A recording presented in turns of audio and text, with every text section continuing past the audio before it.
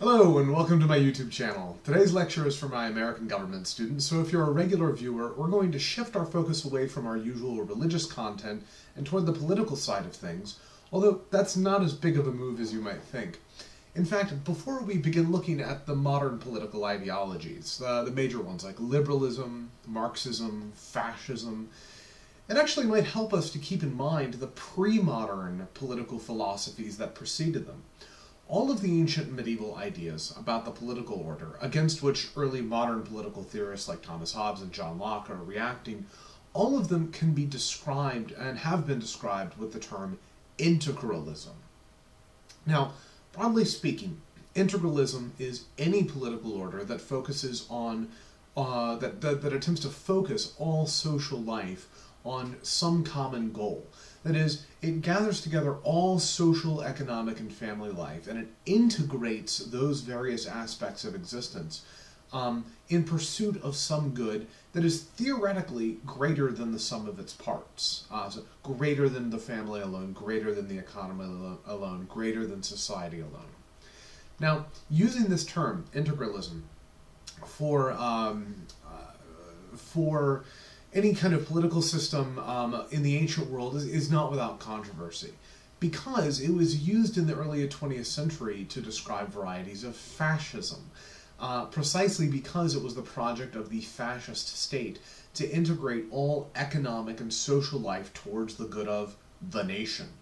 And it's used by both proponents and opponents of pre-modern religious integralism today. That is, the proponents say, it's nothing like modern fascism, and in fact it's the truer form of integralism, of which fascism is a parody. On the other hand, you have opponents that say, see, religious people are fundamentally fascists, and the ideologies have a lot in common. And we'll return to that at the end of today's lecture. But in the ancient medieval worlds, integralism is not a project, right? It's not a project by the state to pull together all the disparate aspects of human society and wrangle them towards some common goal. Thinking of society, thinking of the state as a project, is a fundamentally modern way of thinking it. Thinks of the state as a modern technology. Rather, in the ancient world, the state is a natural entity. It's almost identical with society because it arises simply wherever there are people in society with each other and in relationship with nature or the gods or with the God, the one true God. In that sense, the state for the ancient world, they wouldn't even use the term the state is very much like the family, which has a common life of prayer, putting it into relationship with gods. And of course, prayer in the ancient world is usually characterized by sacrifice. And it's a natural, extended society like the family. And as usual, we shouldn't think of our modern sort of two-person, 2.3 child, one, 2 or 3 pets and a 2-car garage. That's not what we mean by family. We mean an extended kinship group that is bound together by marriage, but even marriage isn't necessarily voluntary. Right? Marriage is arranged for the most part in the ancient world. And included within this extended family, this extended kinship groups, are servants and slaves and other people that live with you. It's multi-generational. You could have 3 or 4 generations living within the same household. So it's natural. It's a sort of natural society like the family. And that's what makes it integrated. It's not a project on the part of the state to wrangle different factions together in pursuit of the common good, and like modern fascism, execute those who don't, who really can't be wrangled into that construct of the nation. Moreover, this is true no matter what the particular institutions you're dealing with. You know, we have something like Athenian democracy, where you have a sort of mandatory voting system and you serve in government by lot, by a kind of lottery. Or you have Roman republicanism, where you have a sort of common good, right? That's what republic means, res publica, the common thing, the common weal, the common wealth, or the common good, that the purpose of the state is to look out for that common good, and everybody from different social classes sort of participates in this, and it's almost seen as something natural, although slightly constructed because the Romans killed their kings. But you could even leave the Western world and think of the Chinese political system, where you have the Chinese emperor who has the mandate of heaven, which almost seems to be the more biblical view on it if you look at Romans 13, where the ruler, or later the Roman emperor in the West, has this sort of natural relationship with divinity, which is a kind of personification of nature. Think of Jupiter as the personification of rulership. Think of, if you're in Greece, think of Zeus as the personification of lightning. So the emperor has this natural relationship, and that is, of course, characterized by sacrifice. And whatever those mechanisms are, whether it's an a strict empire in the Chinese sense, or it's an Athenian democracy, or it's a Roman republic, those institutional mechanisms are there to deal with conflict. But they deal with conflict in a way that takes the system of government more or less for granted. Even when Rome moves from being a republic to an empire, right, the Roman Republic isn't sort of scrapped. They still refer to themselves as the Roman Republic. They initially don't refer to the emperor, they refer to the princeps, the first citizen of the republic, who has the consulship exclusively and for life. So there's recently modern contemporary scholarship has referred to the Roman Revolution, to refer to the shift from a republic to the empire in the 1st century BC. But that's not the way the Romans thought about it. That's not the way they preferred to think about it. They might think about tyranny, but they wouldn't think of a profound shift in government, unless you're someone who's a sort of extreme Republican, like Cicero or Cato or someone like that. Now, there are varieties of the ancient medieval political integralism. They're all religious, but there are varieties. In the West, we have our sort of garden variety ancient democracies, republics, empires, but all of them see their political society as being upheld by the gods, and therefore upheld by sacrifice. Right? Whatever good the institutions get you, and they do get you certain goods. There are advantages and disadvantages to republics, empires, and democracies. But ultimately, right order is preserved by sacrifice to the gods. This is more true the farther back we go. So think about the Egyptian Empire, in which really the whole society is seen as one giant sacrifice to the gods, the pharaohs themselves.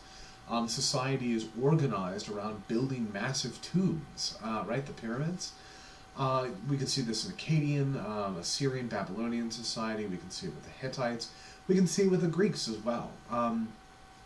Think about the central monuments of ancient Greece. The Parthenon, various other temples elevated above Athens. These are places of sacrifice, places where the gods are sacrificed to in order to appease them. And the same is true of the Romans. Now, the Romans are very proud of their particular republican political institutions, as well they should be. But the Romans still think of sacrifice to the gods as sort of embedding their state within the larger mystery of nature. Right? Nature is a given. And the political is not so much a project as a very conservative form of maintenance. Right? So you preserve the old institutions. You always go back to those primordial institutions. And even though the Romans have this, not myth, it's actually true. Well, it's a true myth of their shift from kingship to republicanism with the murder of, I think it's Tarquin by one of the Brutus ancestors. Nevertheless, that story is still seen as somehow preserving Roman liberties, which is something that the Romans sort of have just because they are a free people, descended in a line of free people. Everything's sort of taken as a given. And you can have a very Republican, very, I hesitate to say libertarian, but you could have a Republican version of that that's quite devoted to libertas, or you could have a fairly, again, I hesitate to say totalitarian, but you could have a very autocratic version of that. Think of the Chinese political system. Well, the great crisis for the Roman Empire really comes in the year 410 AD, when the Visigoths invade Rome and destroy the city, and at that point, the ancient Romans are able to point to the Christians and say, look, you converted our empire to Christianity and you stopped the sacrifices, and look what happened. The sacrifices ended and the gods withdrew their protection. We no longer, by means of the state, sort of entered into the deeper mystery of nature, which includes the gods, which includes this relationship between the state and the gods. And what you have done is you've broken down that natural relationship. You are these sort of religious revolutionaries, and make no mistake, Christians are religious revolutionaries, and you've withdrawn that blanket of protection. Christians have a number of answers to this. One of the answers is an answer that's given, I think, first in the West, but it's really developed in the East. The answer of the church father, but not saint, because he eventually left the church and became a heretic, Tertullian. Tertullian is the earliest major writer in the Latin language in the church. He lived in the late 2nd and early 3rd centuries. And he made the case in his apologetics that yes, Christians do not serve in the army, Christians do not participate in the public life of Rome, but they don't participate in the public life of Rome because Christians are unwilling to commit idolatry for the sake of the state. And so that's one of the things you have to do when you serve in public life in pagan Rome, when you serve in the army. You have to worship the standards of the legion. You have to worship the image of the emperor. You have to commit acts of idolatry in order to participate in the public life of the state. Now, to my knowledge, Tertullian and the earliest Christian writers never say what would happen if that were withdrawn. Is that the only reason? But they do say that they render a better service to the state than they ever could, even if they could participate. They do that through, surprise, surprise, sacrifice. Christians, even at this early date, conceive of the Christian liturgy as a form of sacrifice, in which the priest offers up Christ on the altar, right? Because the idea is that Christ is truly present within the bread and wine of communion, and that time disappears, and that the Christian community goes back to the foot of the cross, and that through the activity of the priest, the Christian community enters in to the deeper eternal offering of the Son to the Father, this way in which the Son always pours himself out to the Father. The Christian community enters into that mystery. And having entered into that mystery, Christians then offer sacrifices. It's the primary location for prayer. And those sacrifices of thanksgiving, those sacrifices of prayer, are prayers for things like the good of the emperor, the good of Roman civilization, the victory of the legions on the field of battle. And it is Christian sacrifice centered around the public worship of the church that maintains the right relationship between God and the empire. Well, this view, we read it first in Tertullian, but it's actually quite common among Christians in the ancient world, and it becomes the dominant view, oddly enough, not in the Latin-speaking West, but in the Greek-speaking East. And when the Roman Empire collapses in the West, but it continues in the East, it becomes a fully Christianized empire. And there's really seen as no distinction between church and state. For instance, in the midst of major controversies around the Trinity, around Christ, when there are major heresies like Arianism or Nestorianism that need to be decided upon, to decide who is the heretic and who is the Orthodox party, the decision in some ways is made by the church, by all the bishops, that is the senior officials within the church, but it is made under the direction of the Byzantine or Eastern Roman Empire in Constantinople. And so the church sort of always appeals to the emperor to get bishops together, to hold a council, to preside at the council. In a way, the Eastern emperor, a political figure and a Christian, but a Christian political figure, serves the same role in the East that the Pope in Rome will later serve in the West. In fact, many Western Christians have accused ancient Eastern Christians of mistaking the empire for the church. So too, the church is really part of the state.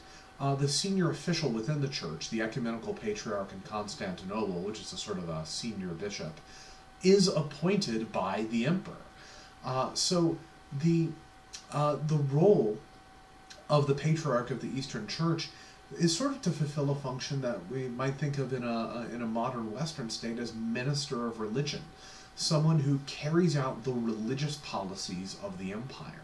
So the state and church are really not distinct entities in the Byzantine East. They're really exercising two elements of the same function.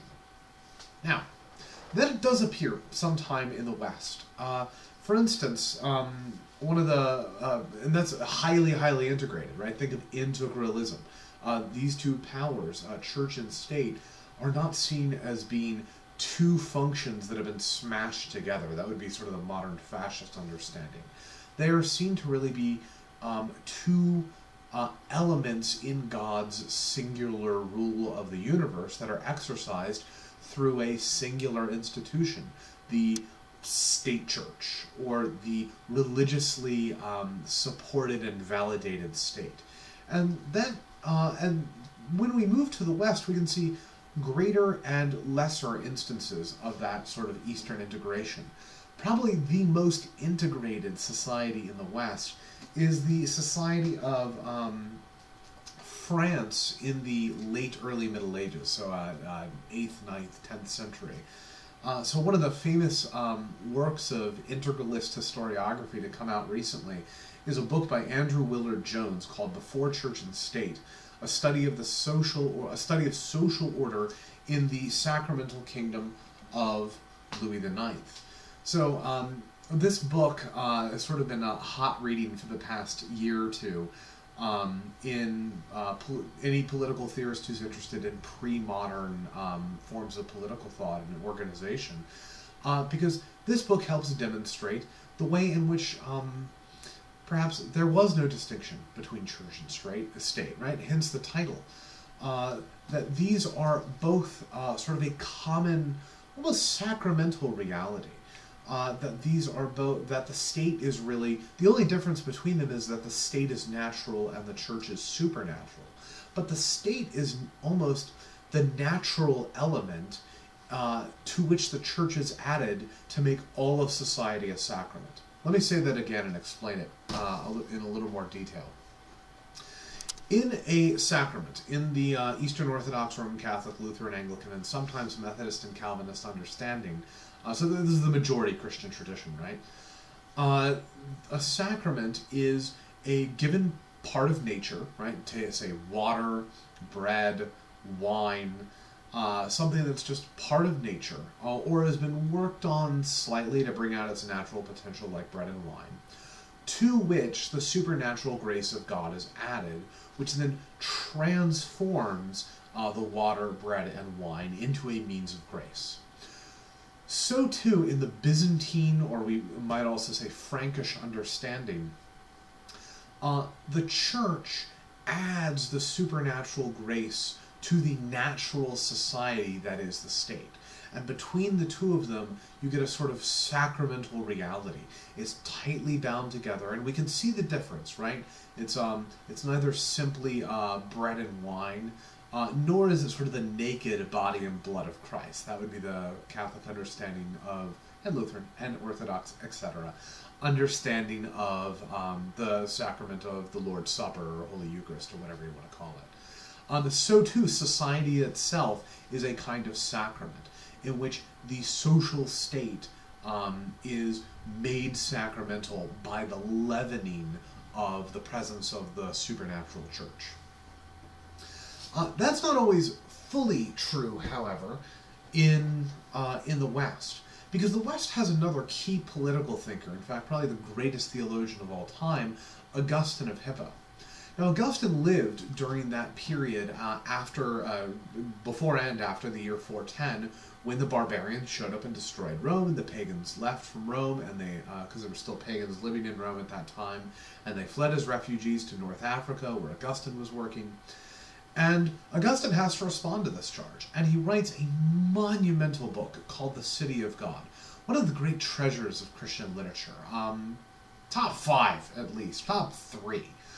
The City of God begins as a Christian apologetic. It defends Christianity against this charge that Christians, by stopping pagan sacrifice, have released the chaotic forces in the world, namely the barbarians.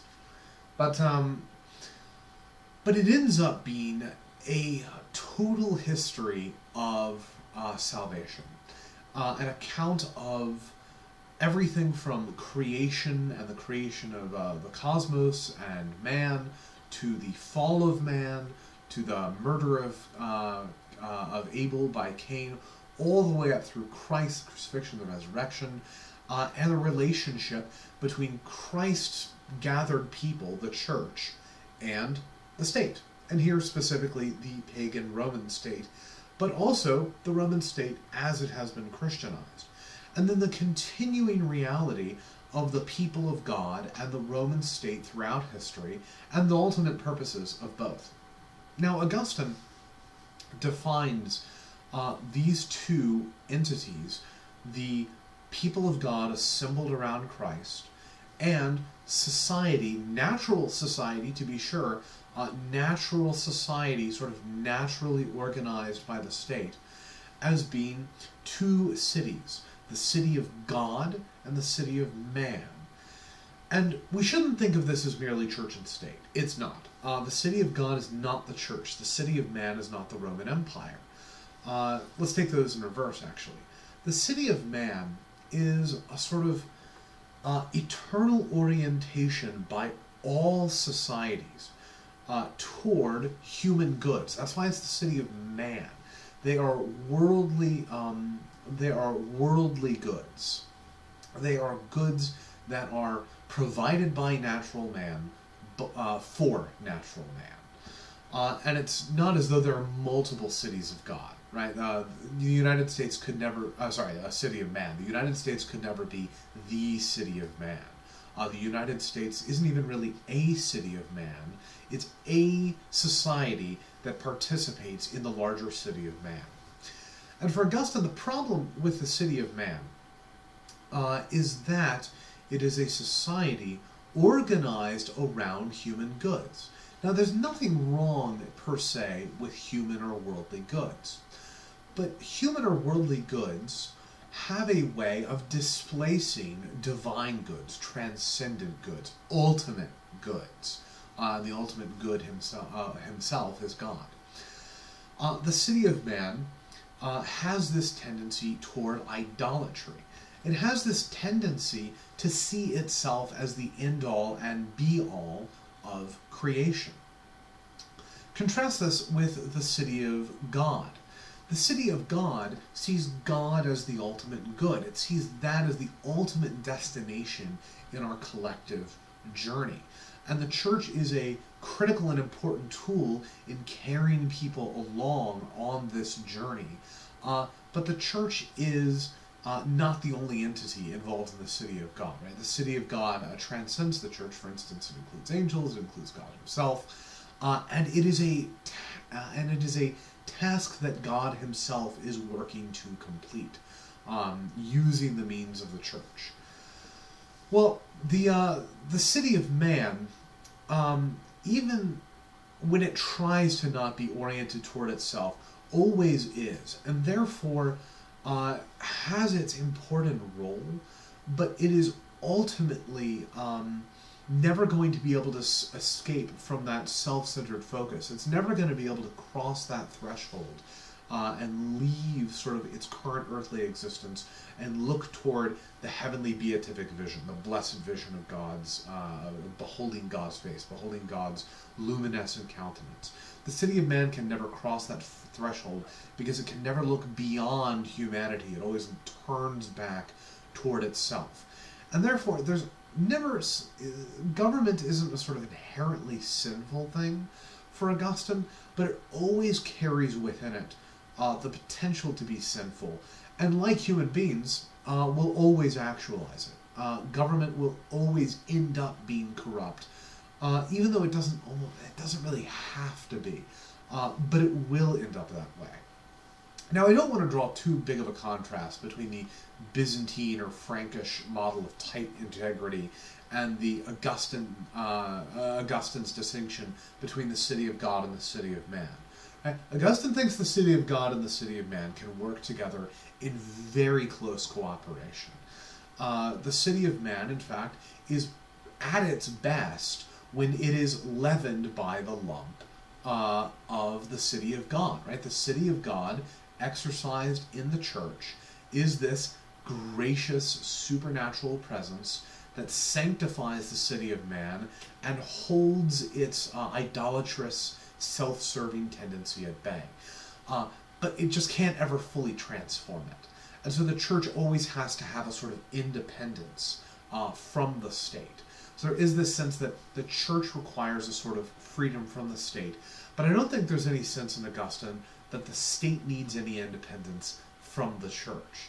In fact, the state is at its best when the state is serving the church's ends. So Augustine is still an integralist in that sense, in which the church uses the power of the state to pursue the common goods of the world, yes, but more the supernatural goods of the church. Which is why there is some debate. Is the Frankish kingdom more Augustinian or more Byzantine? And there is this alliance between throne and altar throughout the Middle Ages. The throne standing in for the king, and the altar standing in for the church. That's a common way to put it, the alliance of throne and altar. Last thing I'll say on medieval political thought is that it is kingship. Almost universally, kingship is the model that Christians elect when they organize their institutions after the collapse of the Roman Empire. Kingship, or a sort of empire, they create something called the Holy Roman Empire. It's barely an empire. It's hardly even a kingdom. But kingship is really the preferred model. Now, that's not exclusive kingship, but there is this sense that the earthly king down here has authority that is embedded within the larger cosmic kingship of God and is validated by it through the church, which is why kings have their crowns placed upon them by the Pope.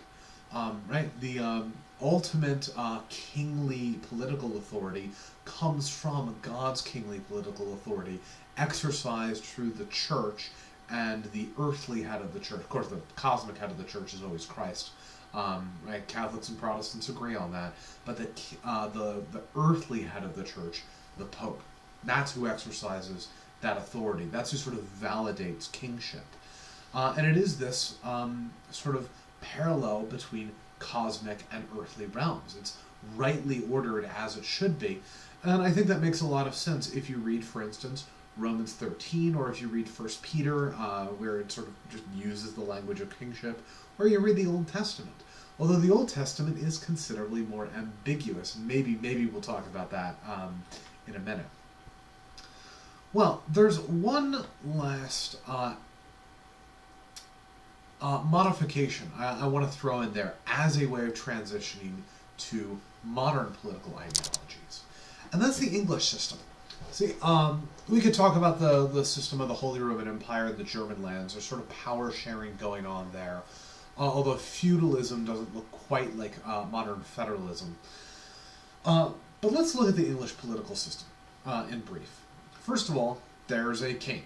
Today's a queen, but in the Middle Ages, almost exclusively, with possibly one or two exceptions, there is a king. And this king is really the body politic. There's a book on medieval political thought called The King's Two Bodies, where in addition to the king's physical body, he also is sort of, he encompasses the body politic. It's a parallel to this idea that there is the physical incarnate body of Christ risen from the grave and ascended to sit on the right hand of God the Father. And there is also the mystical body of Christ, that incorporation, your corpus, corpse, body, that incorporation of all people into the actual body of Christ. Same, or at least similar idea in medieval kingship. And the king's physical body might die, but his mystical body, symbolized by the crown, endures. Right? Kings come and go, but the crown endures. That's true just as much of the English political system as it is of the French. However, the real difference lies in this. The English political system also has a kind of natural representative institution. It goes back to the old Witan, the sort of representation of lords in Anglo-Saxon kingdoms, of which there were at least 6. But it also continues, especially after the Magna Carta in the year 1215, in the institution of Parliament. Remember, there is no English political constitution that's written down.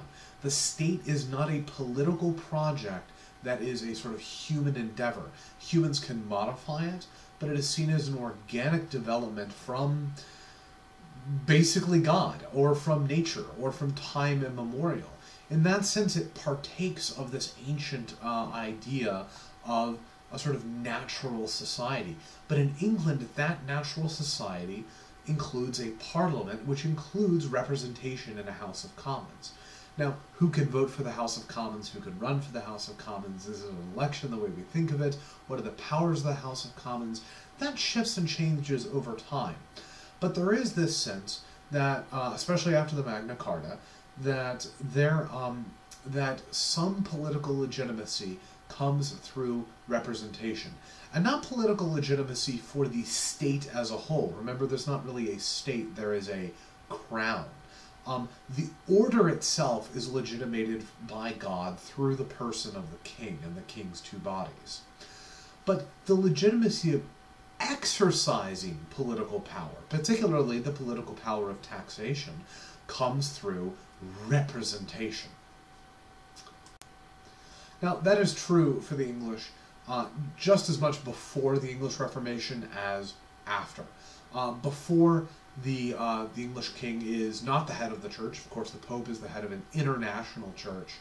But the king gets his royal authority from God through the church, or sort of immediately, but with the church's blessing. Afterward, after the English Reformation, the king gets his authority more directly from God, and the king is the head of the church within England, so it is a little bit more like the Byzantine system. And yet, the king also sort of respects the authority of the Archbishop of Canterbury, the ecclesiastical head of the church in England. Contrast this with the shift, and here we are shifting to true political modernity, the shift that happens on the continent beginning in the 15th century. The 15th century is the great age of the Renaissance, with its focus on worldly goods, the good of the good of society, the good of the city. And while there are earlier distinctions that I'd love to get into regarding church and state in folks like Dante Alighieri or Marsilio Padua, we're going to focus briefly on Machiavelli. Niccolò Machiavelli was a Florentine historian and political figure working in the late 15th and early 16th century, so right around the time of the Reformation, just beforehand. And part of Machiavelli's political thought was that the state really should not look out for supernatural ends. That's not the role of the state. It's a fairly stark rejection of almost all ancient political thought, including Augustine.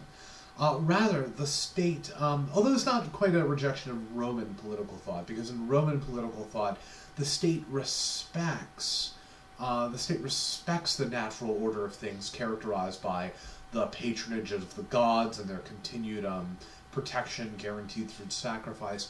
But the end of the state really is that incurvatus in se emphasis on the goods of man, the worldly goods. So maybe it is a kind of return to that, which is characteristic of the Renaissance as well. But it's certainly not Augustinian, where those goods are subordinated to supernatural ends. Well, Machiavelli pursues this to the point where he says that there really is no such thing as political morality. He says this in a really famous book of his, The Prince, Il Principe, probably his most famous book, although probably also not the definitive statement of Machiavelli's political thought.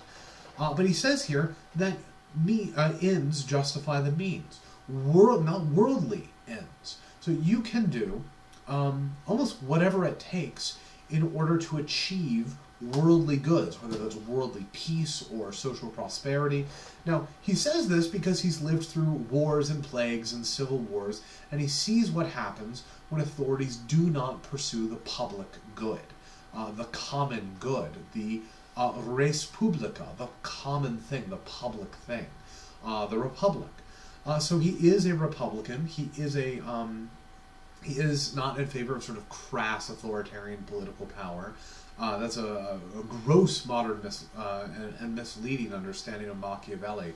But he is in favor of using whatever political tools are at the state's disposal in order to pursue the worldly common good.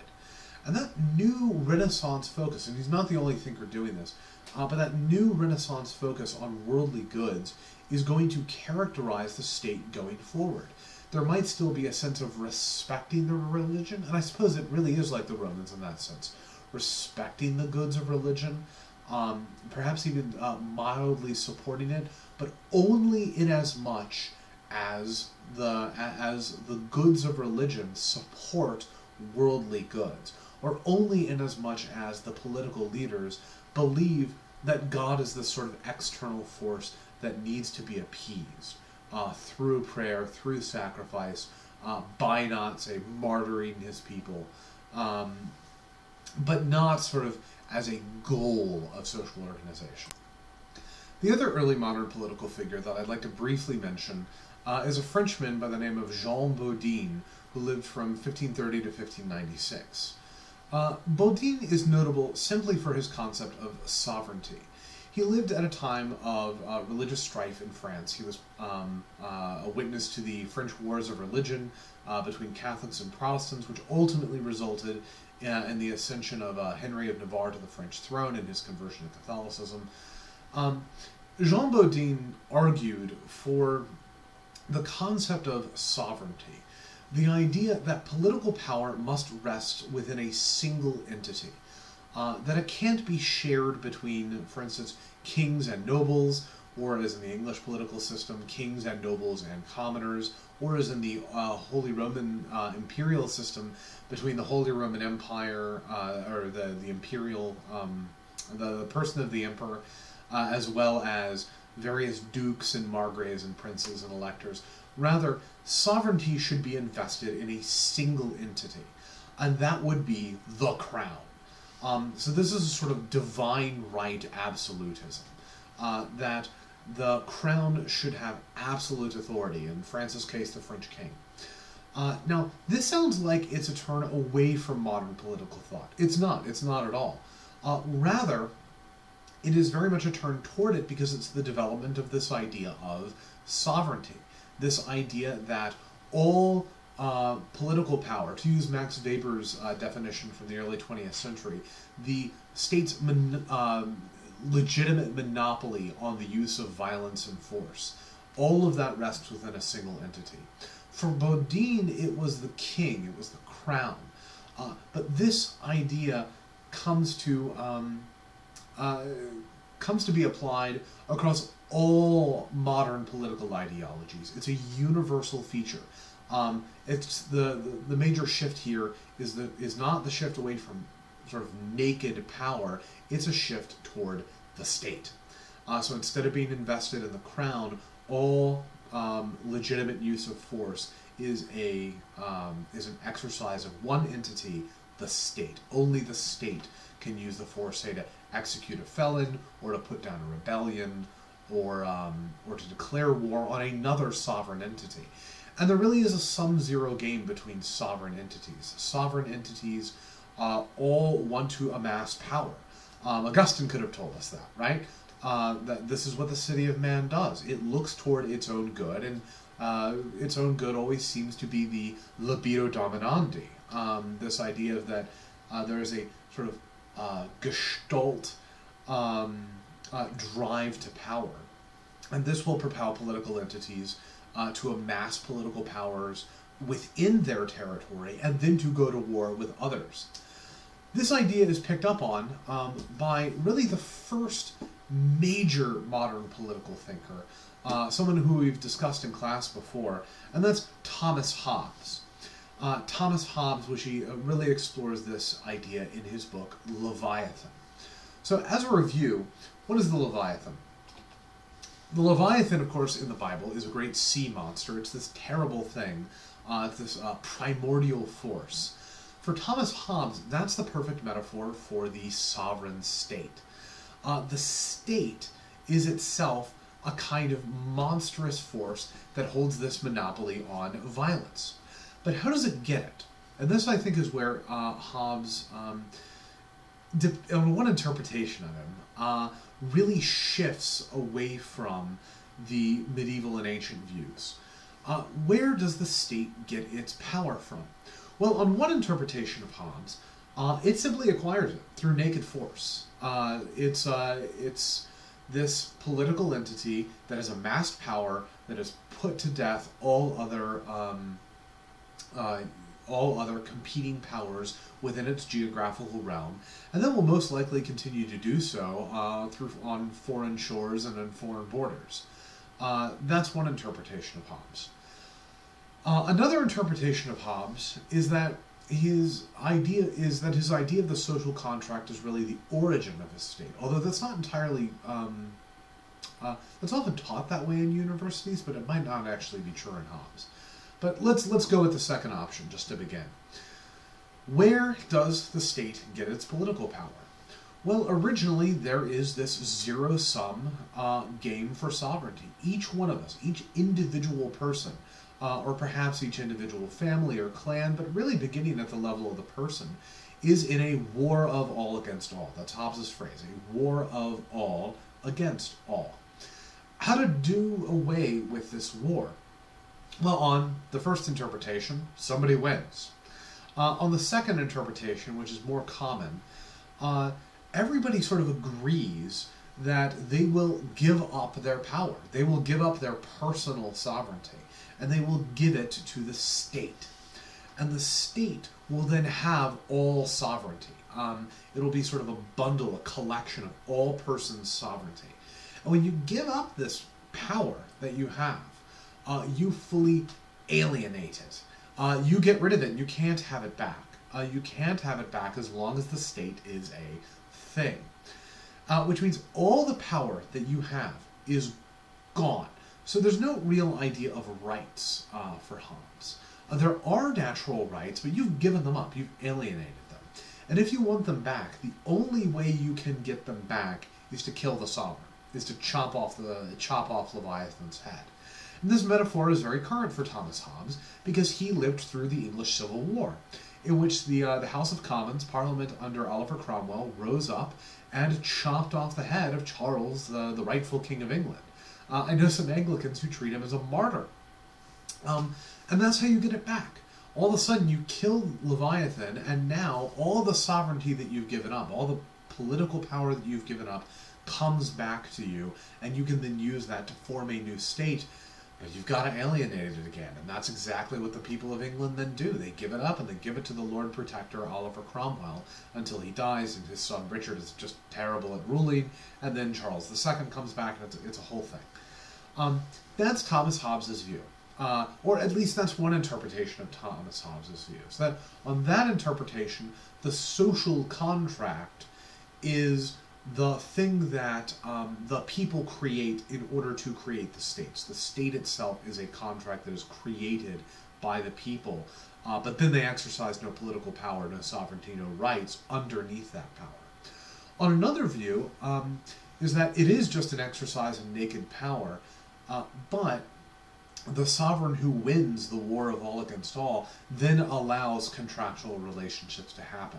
Contractual relationships, and this almost sounds like Adam Smith or early capitalist theorists, contracts can only happen within the political power established by a sovereign who has won the war of all against all. It's a very different interpretation of Hobbes. And it's a large book, so if you want to go dive in and find out which view is correct, be my guest. What I do not think is really up for dispute is the understanding of the social contract in the next thinker, and that's John Locke, who lived just about a generation after Hobbes. He lived from 1632 to 1704.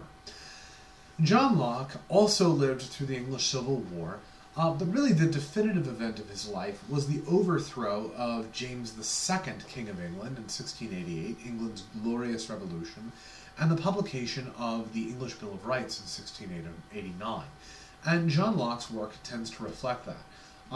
His most famous political writings, he's also a really important figure in early modern philosophy, but his most important political writings are his two treatises on civil government. Oh, sorry, two treatises on government. The second one is a treatise on civil government, or what we think of as politics. The first one is on ecclesiastical or religious government.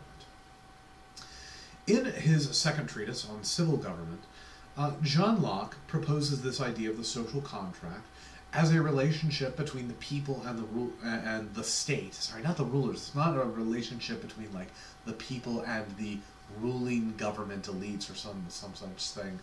It's a relationship between all people within a geographical area who are legitimate citizens, residents, or subjects, and the state, whether that's manifest in the crown or that's manifest in a republican state or what have you.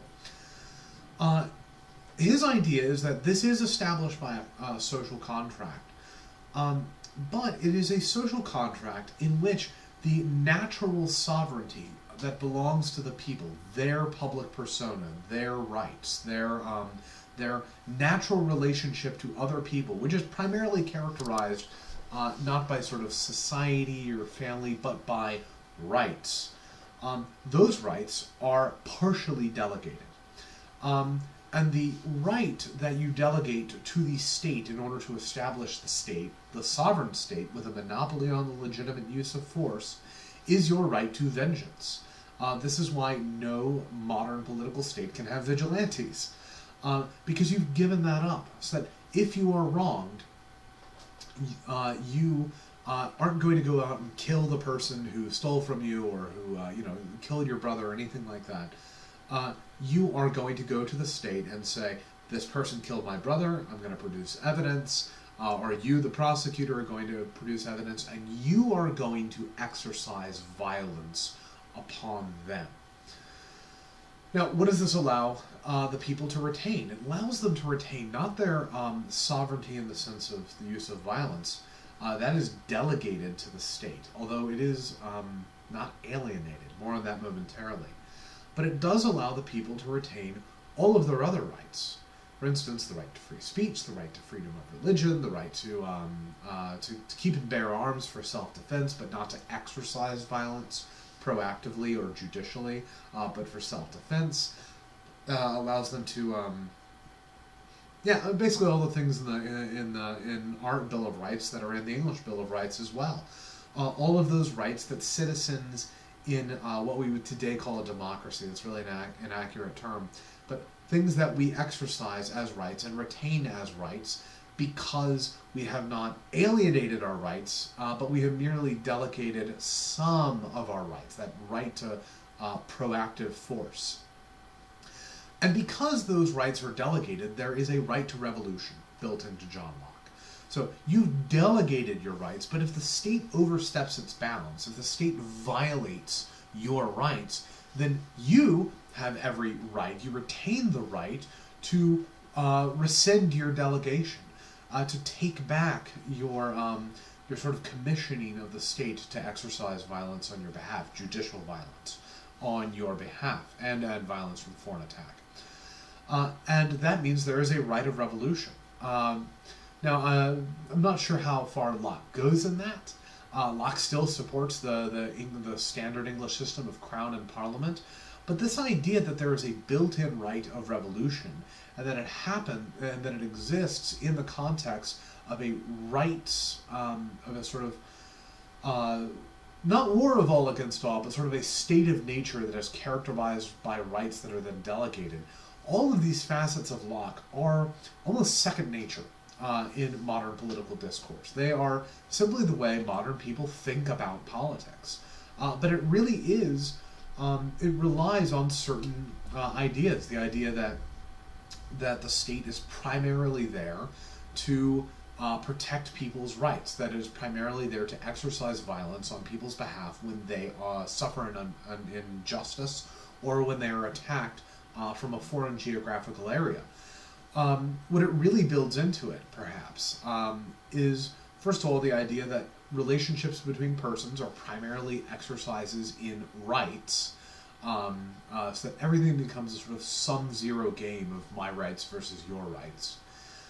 And the idea that the state's primary role is not as a sort of natural manifestation of natural society and natural family and kinship like it is in the ancient world, but is primarily a sovereign exercise in power. Now that power is very carefully limited in Locke, but it is primarily an exercise in power for the sake of worldly goods alone. And that means the state is primarily a human creation. It's not a sort of gift from God, it's not embedded within the larger nature of the universe. It is a piece of human technology. Now, one last wrinkle. Because Hobbes and Locke really form two persons of the sort of three-person trifecta in early modern political thought. The third of these is Jean-Jacques Rousseau. Now, Jean-Jacques Rousseau, if you couldn't guess, he's French, lived just slightly after Locke. He lived from 1712 to 1778, and he lived in a French state that was characterized by this sort of divine right sovereign absolutism promoted by Jean Bodin. So the king has all political power, the king is sovereign, the king has a monopoly on violence, the king, through various wars of religion and the 100 Years' War before that, has brought the nobles to heel, and there really is simply the king and the church. Jean-Jacques Rousseau is an Enlightenment thinker. All of these guys are Enlightenment, or at least rationalist thinkers to some extent. But Jean-Jacques Rousseau is a member of the French Enlightenment, which is the most radical anti-Christian version of the Enlightenment. And as you sort of pull away from the church, from this idea of the church as sort of validating the political order, or the idea that the political order has this role of supporting the church in order to keep the relationship between society and the natural and even supernatural divine order in line. As you pull away from that, the state takes on this larger and larger role.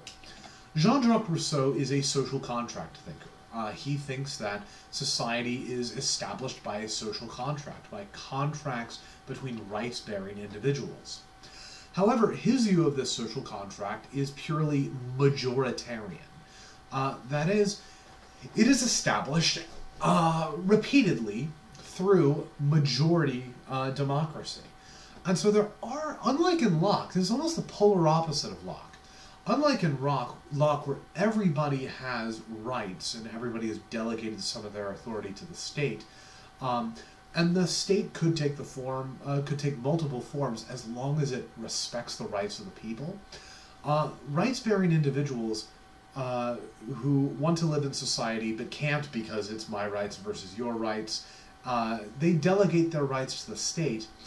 But that state then operates simply on the rule of majority rule. In that sense, it's almost similar to Athenian democracy. And I haven't read Rousseau very closely. I'd be curious to see what he has to say about the death of Socrates, about the execution of a noble and wise man by a majority of the citizenry. It's the majority that really matters in Rousseau, and the majority is the nation. Jean-Jacques Rousseau is really the first thinker to talk about the nation as this sort of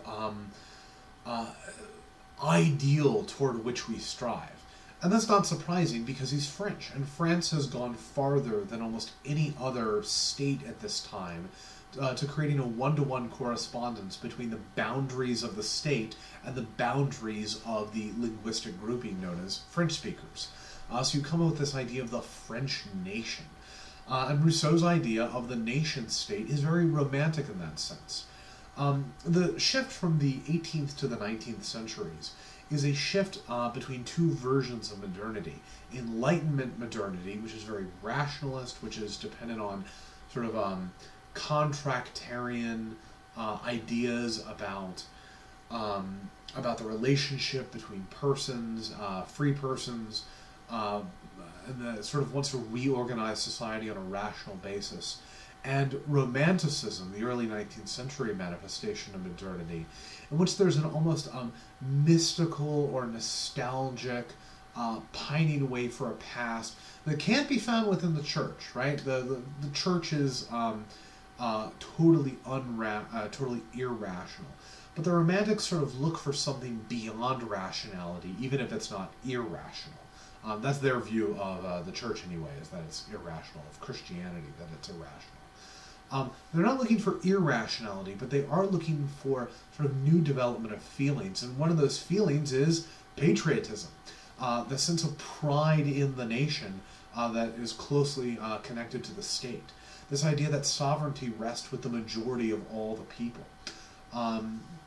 That's sort of Jean-Jacques Rousseau's view. And that people can rise up. Now, that could lead us really quickly to the French Revolution, but I want to say something about the American Revolution first. Because before we get to the Romantics, there's a sort of counter-Enlightenment strain within 17th century, 18th and 17th and 18th century thinking. It's characterized primarily by a Frenchman by the name, it's a huge name, let's just call him Montesquieu, Le Baron de Montesquieu, who lived a bit earlier than Locke and Rousseau. He lived from, a bit earlier than Rousseau. He lived from 1689 to 1755. Montesquieu was more interested, he was almost Aristotelian in this sense. He was more interested in existing laws and existing laws of nature and existing laws of the state. He was also interested in this idea of separation of powers. Now, he was a Frenchman, but he was looking at the English political system and seeing how the English political system divided its executive and legislative functions into the king, who exercised executive functions, and Parliament, which exercised legislative functions, particularly tax law. Right? That goes back to the Magna Carta.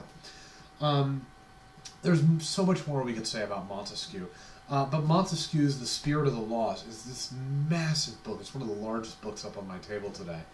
And Montesquieu's The Spirit of the Laws is this examination, among other things, of this idea of separation of powers. And this is not the same as feudalism, in which there is a sort of sacramentally validated pledges of allegiance between lords and vassals, so that there's this religiously validated network in which people sort of almost marry one another politically. It's very hard for us moderns to understand, and we can misread it by sort of reading separation of powers or federalism back into it. I don't recommend doing that. But this idea of separation of powers is there in the English political system, which has its medieval inheritance. And that gets put into the American political system when James Madison and others, Roger Moore and other, founding father from Connecticut, write this separation, but also the American genius, balancing of powers, both executive, legislative, and judicial, sort of horizontally on the federal level, and the balancing of powers of the federal or national government and the state or sort of provincial regional governments. They write all that into the Constitution. And therefore, the American founding is characterized by this sort of balancing of different powers, although it is seen in a more contractarian basis than a sort of feudal sacramental form. One of the Frenchmen who notices the genius of the system later on is someone we've talked about already and is very well known, Alexis de Tocqueville, who in his examination Democracy in America, which again is enormous, sort of goes throughout the United States, he notices the way in which this system creates institutions that help keep the United States from moving in one direction or another.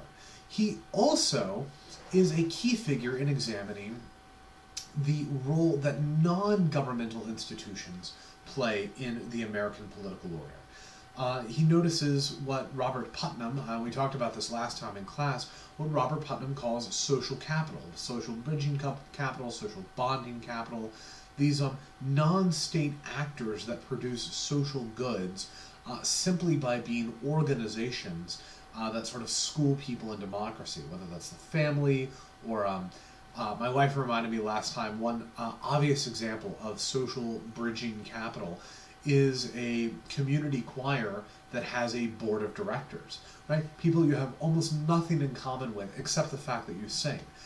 So one of the things I've always noticed going to choir is that I'm there, and it's a place where you can find traditionalist Catholics and the most flamboyant sort of members of the LGBTQ plus community, right? And they come together to sing, and they have to problem solve, even as you know, some of the music is the flamboyant poetry of Catullus, and some of it is the Catholic Requiem Mass, right? You have to learn to come together, learn to live in society.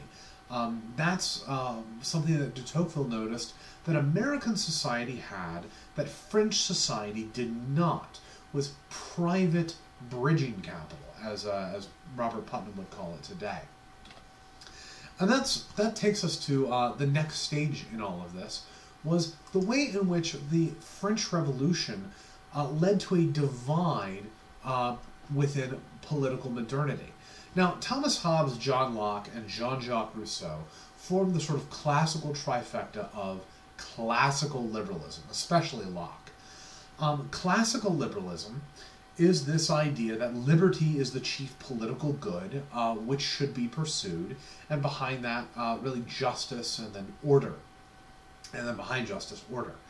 So liberty is sort of a key value, and keeping the state restrained through things like majority rule and enumerated rights, like in the English Bill of Rights, and through separation and balancing of powers, and through federalism. All of these are mechanisms to pursue this central political good of personal liberty. That's kind of classical liberalism in a nutshell. And the institutions are ingenious institutions to pursue that good. Whether or not that works, and which version is best, is a divide that comes about because of the French Revolution. Now, the French Revolution pretty quickly deteriorates from trying to use a violent revolution to overthrow a king, chop off Louis XVI's and Marie Antoinette's heads, and establishing a new majority rule system in the form of the État Général and later the Directory, which is hardly majority rule. It's more like the Soviet system. Nevertheless, observers of the French and American revolutions kind of divide on liberalism. And liberals typically divide into left-wing and right-wing factions. And these terms come from the French Revolutions. From the French Revolution, people who wanted to pursue a more conservative, more Lockean version of modern liberalism within the French experiment, sat on the right side of their legislature. Those who wanted to pursue a more Rousseauian, more majoritarian, and frankly more radical version of liberal revolution sat on Rousseau's side. But they were essentially modifications within classical liberalism. So within classical liberalism at this point, we can see a divide into two different groups. Conservatives on the right and liberals on the left. You might call it conservative conservatives or conservative liberals or liberal liberals. I'm going to try to say conservative liberalism or modern liberalism on one side, and modern liberalism or left liberalism on the other. Now, not everybody reacts favorably to the French Revolution at all. One of the one of the negative reactions to the French Revolution comes in the form of Edmund Burke, an English member of Parliament and political theorist, who writes his monumental Reflections on the Revolution in France, in which he, as a Whig who was somewhat sympathetic to the American Revolution, looked at the French Revolution and sort of noticed its radicalism, noticed the way in which it had no interest in organic preservation of the past, and reacts very strongly against it, and develops the political philosophy that I think we could call traditionalist conservatism.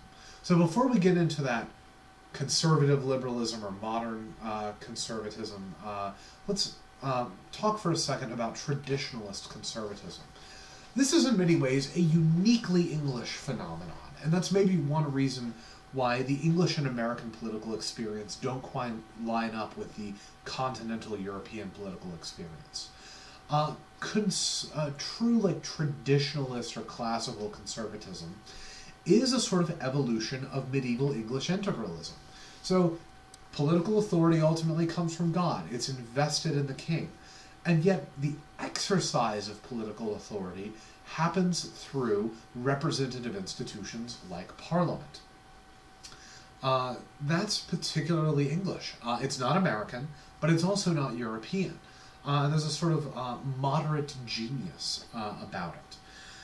Now, which institutions are incorporated into that? Separation of powers, majority rule, federalism will depend on how English you are or are not, and whether or not you include integralism in that. Sort of depends on how radical you are. So there are people who would argue that the American political system, even though it contains no hint of integralism or of divine rule in its constitution, there is no sort of embedding of the American political order within a larger created order. It is truly simply a human governmental apparatus, a human technology. It is nevertheless sort of an organic growth out of an English political system in which there could be no king because of the secession from England. So you can have traditionalist conservative but not integralist Americans, but you can have integralist but very, in some ways, liberal conservatives, right? They believe in liberal institutions, but they are at their heart conserving England's integralist political system. So Burke is an excellent example. Burke is an excellent example of perhaps a liberal conservative, a liberal English integralist who believed in the institutions of liberty, but embedded them within divine right kingship. His parallel in the United States, I mean, we could point to figures like John Adams, but his parallel in the United States are perhaps liberal conservatives, like, for instance, Russell Kirk, who in many ways is the intellectual godfather of modern traditional conservatism. His book, The Conservative Mind, you can even see the Burke is right there in the subtitle, From Burke to Eliot. That's T.S. Eliot, the English, very traditionalist English monarchist,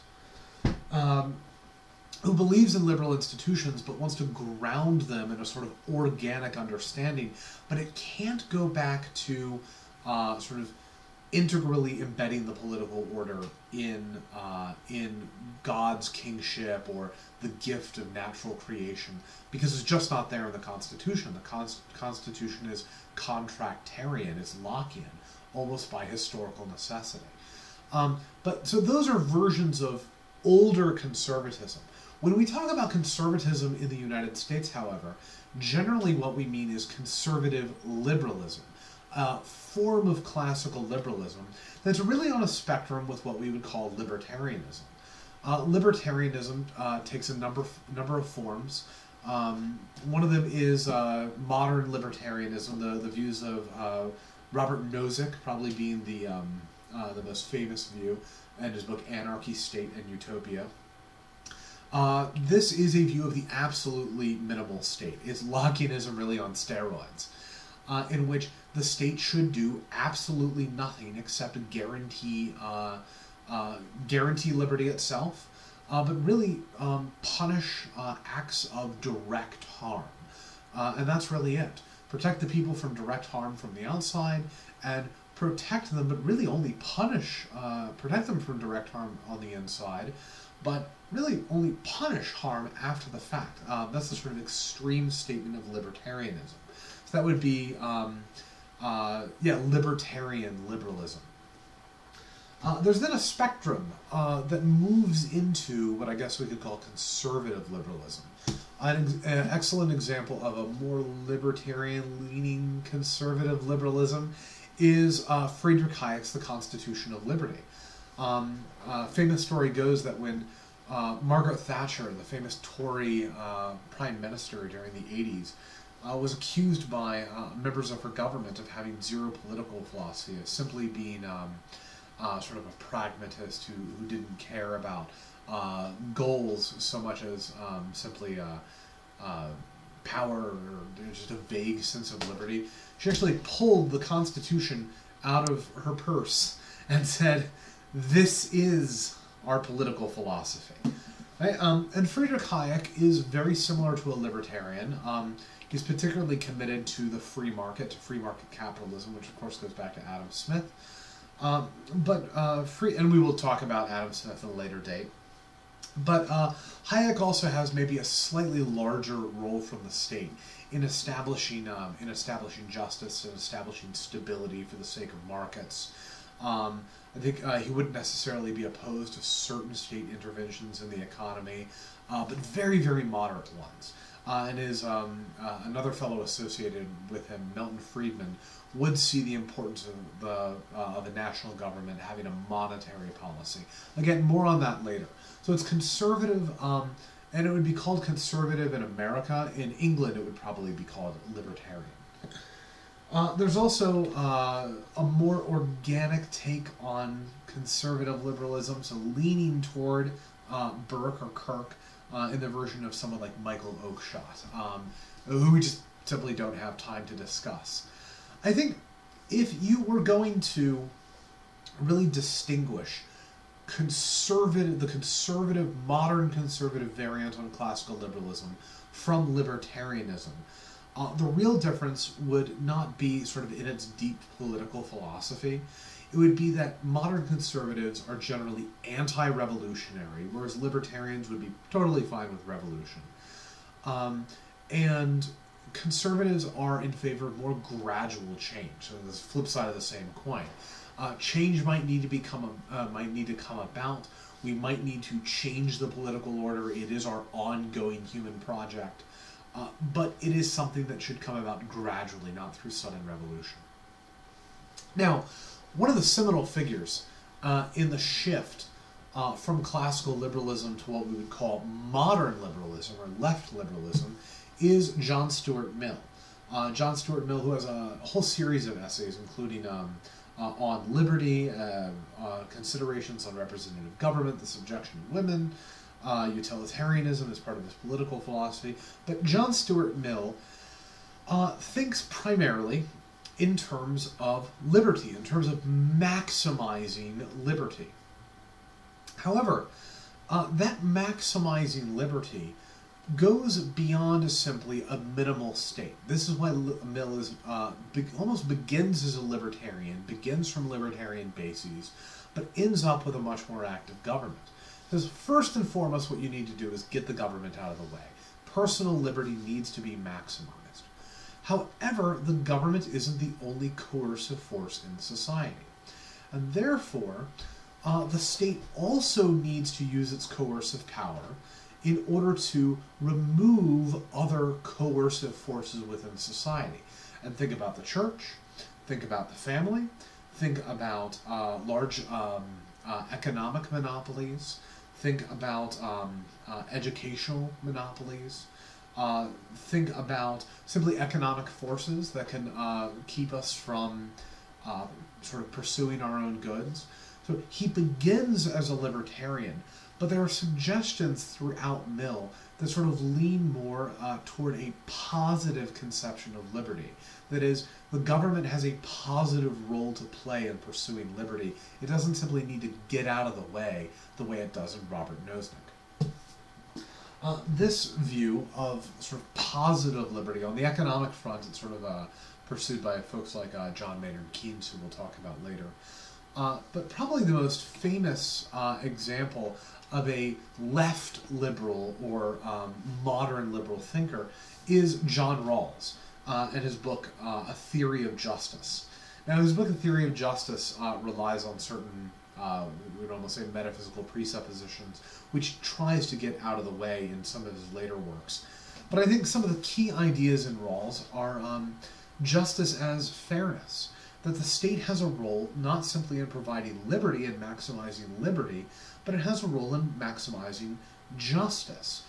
Justice is seen as a fairness or an equality of opportunity for persons, for individuals. And so the state maximizes liberty by maximizing justice, by maximizing equality of opportunity. And that fulfills the social contract.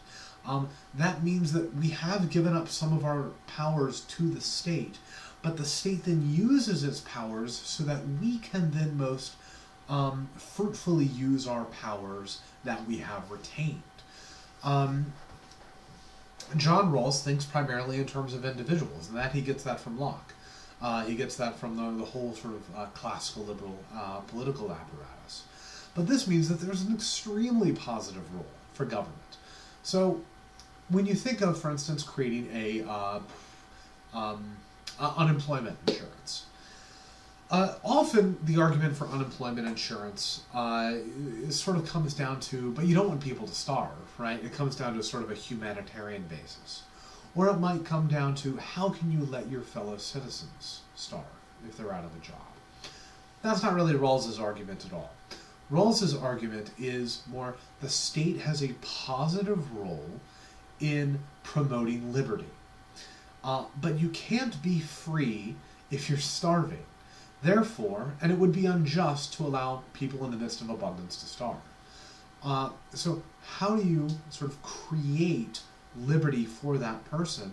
Well, you create a political system in which that social contract is fulfilled by giving individuals liberty by, for instance, giving them unemployment insurance. I'm probably mischaracterizing Rawls here slightly because I'm frankly not a student of Rawls. I haven't studied him too thoroughly. But it is a liberal theory. It is a classically liberal theory that goes the exact opposite direction of libertarians, and you end up with a much more maximal state. In fact, Robert Nozick's, what is it, Anarchy, State, and Utopia? Yeah, Anarchy, State, and Utopia is a reaction to John Rawls. It was written directly in response to A Theory of Justice. Well, in the same way that conservatism, modern conservatism or conservative classical liberalism can sort of head toward traditionalist conservative, can head toward a more organic understanding of the state and of history, so too modern liberalism, modern classical liberalism or left liberalism, we see this in John Rawls, can head toward a much more maximal state that provides a very generous social safety net. And I think when you go that far, but you keep it on a sort of classical liberal basis, you keep it grounded in the social contract, it's properly called social democracy. Right? Social democracy is really what we see in modern England, modern Great Britain, modern France, modern Germany. The state provides a lot of goods in order to maximize the liberty that is guaranteed by the social contract. And in fact, for the purposes of this course, this is maybe a little idiosyncratic, but I would differentiate between social democracy and democratic socialism. We'll differentiate those momentarily, but if you think social democracy in this class, think of the state providing generous social services in order to maximize liberty for all persons. Giving everyone not only equality of opportunity, but sort of freeing people from suffering so that liberty can be maximized. Almost as a kind of justification for the power that persons have delegated to the state. From here, we're going to move on to true socialism. And let's begin talking about one of the most, well, really, we're going to totally shift away from liberalism if liberalism is really a fundamentally modern understanding of the state. The state is a human technology created by humans, pursuing human purposes, and that really has, and that does so because individuals have sought it out, and does so on the basis of individuals. That's more particularly liberalism, but it's not unmodern. There are two other forms of political modernity. And here we could look, this classification is very common. You can find it, for instance, in Fareed Zakaria, you can find it in Francis Fukuyama's The End of History and the Last Man. The two other versions beyond liberalism are fascism and communism. Let's start with communism. Communism is, again, modern. The state is a creation of human beings that is fundamentally oriented toward human purposes. Marxism probably makes this a bit clearer than liberalism sometimes does, largely because there is this conservative strain within liberalism, and that it seems to gradually evolve from medieval systems. Although I don't think anyone could probably I don't think anyone could fairly characterize contemporary Great Britain as integralist in any sense. Yes, they still have a monarch. Yes, that monarch's political authority still technically comes from God. Yes, Parliament still exercises its political authority, being legitimated by the people, but really getting it from the monarch who gets it from God. But no one would possibly characterize modern Great Britain as being an integralist political system. Nevertheless, Marxism is revolutionary. It is, in that sense, on the far, far left, and sees a definitive break between modernity and antiquity, or between modernity and pre-modern political systems. And in fact, at its root is a sense that that religion has always been an opiate of the people.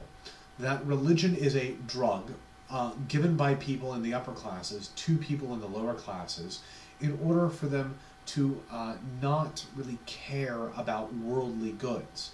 Now, I'm sure you could characterize Augustine that way, right? Augustine seems to see that the state is fundamentally oriented toward transcendent goods, toward otherworldly goods.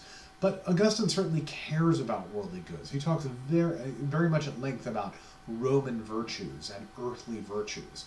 And Thomas Aquinas, probably the greatest Catholic theologian of all time, does so at length, talks about worldly virtues and the goods of this earth, and the pursuits that earthly cities should be engaged in. We'll see that in a little bit.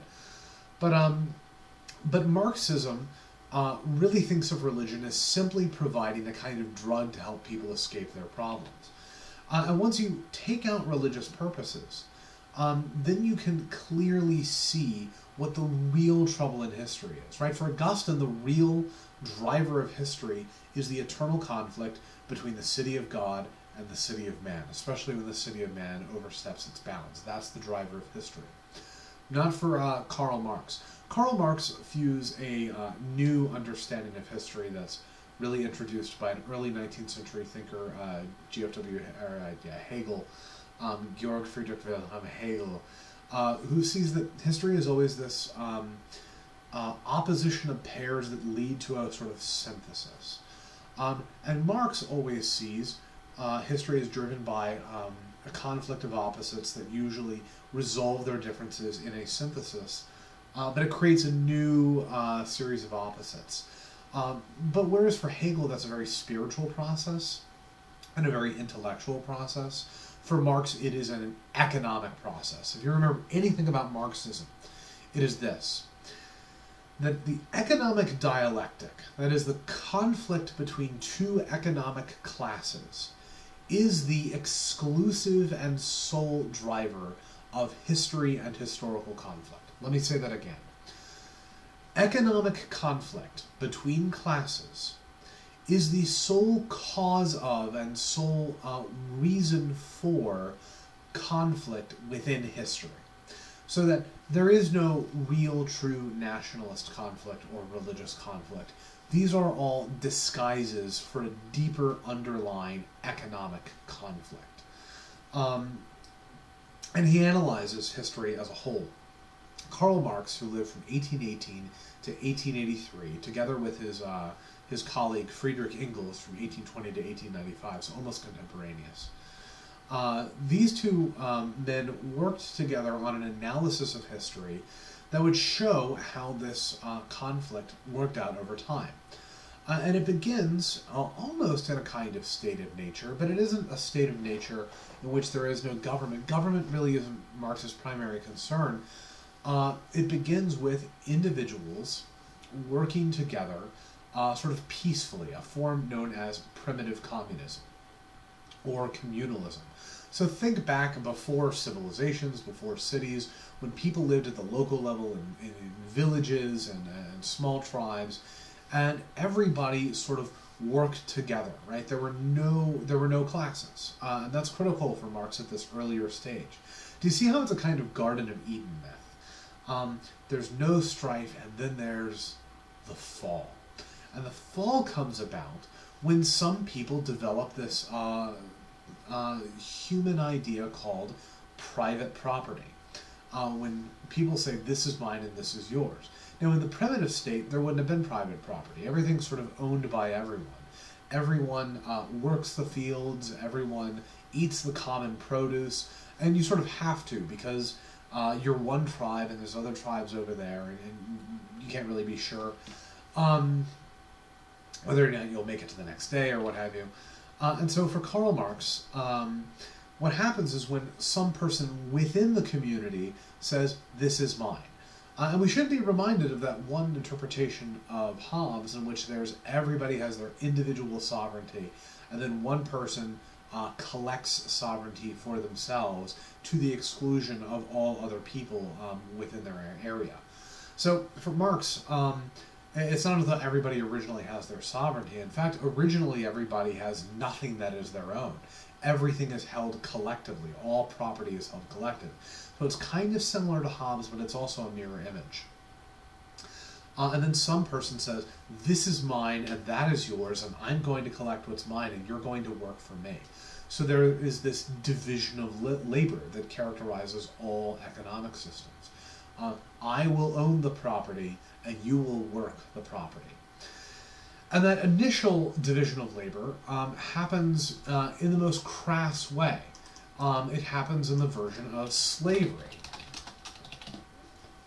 where I am the master, I own the property, and you own nothing. In fact, you are my property, and you work my property, and I will enjoy the benefits of your labor. You work your labor, and you get enough for you to eat, but I get all of the surplus. Right? So you have the divide between master and slave, the slave-holding, property-owning class, and the slave class, the labor class. Well, over time, this system comes into conflict. There are slave revolts. Marx points to the major servile revolts in the Roman Empire. And eventually, the system of slavery dies out. It dies out partially, and this is every historian would agree with this, I think. It dies out partially because Christianity is somewhat opposed to slavery, almost by nature. In fact, it identifies slavery as an evil that only exists after the fall out of the garden. Well, Marx recognizes that, and he thinks, however, that the system that's set up in its place is really also characterized by class conflict. There are lords who own property, and there are serfs who work it. Now, those serfs are not slaves, right? They have certain rights. They, for instance, can't be killed, they can't be raped, they can leave the land and attach themselves to another lord, right? Feudalism, this system of feudalism of lords and serfs, is characterized by oaths. You vow to work a parcel of land, and then your lord will provide you with food. And it really is kind of your land, but you only own it because the lord provides protection. Feudalism is very, very complex. Read Mark Bloch if you really want to go into it. But eventually, this system fades away in the conflict surrounding, for instance, the wars of religion in the 16th century, and it's a primarily agrarian system, right? It's about the land. And now the towns take over, and you get town people, people who live in the burgs. Like if you've ever been in a town like Fredericksburg, or yeah, any towns with that name. Those towns are occupied by a property-owning class, the burghers, or in French, the bourgeoisie. These are people who own the means of production. That means they are capitalists. And this is actually Karl Marx's word. He's the most anti-capitalist person you could ever imagine in the entire world, and yet he comes up with the name capitalism. They are capitalists because they own das Kapital, the means of production. So these are the people that own the printing press, that own the looms, that own the steam engines, that own eventually the the airplanes and the factories, the steel mills. These are people who live in towns who own factories, and they pay people money to work in these factories, and they don't actually produce any value themselves. This is critical to Marxism, that the ownership class never produces its own goods. They simply parasitically live off of the surplus goods that are produced by the lower class. Now the lower class here, they have rights, but they are fundamentally workers. Those rights, you can't actually exercise anything with them. They are workers, they are labor, they are proletariats. So how to overcome this dialectic, this economic dialectic, according to Karl Marx? Well, you've got to sort of bring this conflict between the two sides to a head. You've got to have a revolution of the proletariat against the bourgeoisie, a proletariat of the workers or labor against the capitalists or owners. And that will bring about a new form of ownership. Now, like primitive communism, everything will be owned collectively. However, and this is part of the modification that V.I. Lenin puts in when he leads the Russian Revolution in 1917, it will be collective ownership by that collective sovereign entity, the state. So because the state is the only entity that is sort of abstract, it's not really identified with a single person, it can safely exercise collective ownership of the means of production. So any factory, any steel mill, any ship, any printing press, anything that can be used to produce value will be owned by the state. And then the state will provide the workers with the surplus value that gives them, for instance, food.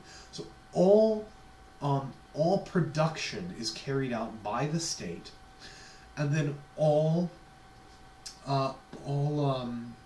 goods are distributed by the state. That is the stage known as state socialism, and that is supposed to then evolve into communism, in which, once again, you're working for the state, and the state provides the goods, and it's in this sort of constant loop where there's no cash economy, there's no surplus goods, there's no sort of surplus luxuries, there's sort of just everybody is sort of producing and consuming in a kind of constant loop that's managed by the state, and it becomes so almost habitual, I suppose, that the state sort of fades away, and people get used to always having the same amount as everyone else. Right? So there's no jealousy and covetousness fade away. Everything that religion was supposed to deal with is taken away because everyone has equal goods, and it evolves into communism. Now, in the meantime, during state socialism, this might mean you have to destroy all luxury goods, you might have to kill all deviants, all people who have sort of any kind of economic ambition, anybody that wants more. Everybody has to have the exact same thing. Of course, if the printing press is under state control, then you can't have freedom of speech. And freedom of speech could cause faction, and you're not going to evolve into perfect communism if you have faction, right? Like everything's got to be in a perfect, undifferentiated harmony of total material equality. So speech certainly can't be allowed. So this is this idea is sort of communism in its purest form. State socialism that takes control of all means of production, including the production of, say, free speech, newspapers, media. Certainly the church is, you can really go for two approaches to the church. One, you completely ignore it. You sort of take it, if it has means of production, it certainly can produce goods, right? We're all familiar with churches that produce charities, that care for the homeless, the sick. Certainly the church can't do that. That's the business of the state, right? Some people might be jealous about the church, that the church does it better. So no production on the part of the church whatsoever. The church only can sort of worship and sort of believe what it believes privately. And that's maybe more the model that you find in the Soviet Union. But certainly religious people can't speak freely. But you could go further and say, well, no, religion is an opiate to the people. People will not care about how bad their material plight is or how good it is if religion tells them that ultimately what matters is not this material world, but a later spiritual world. So we should make religion simply illegal. And that's sort of the form that you find in extreme communist regimes like Soviet Albania or North Korea.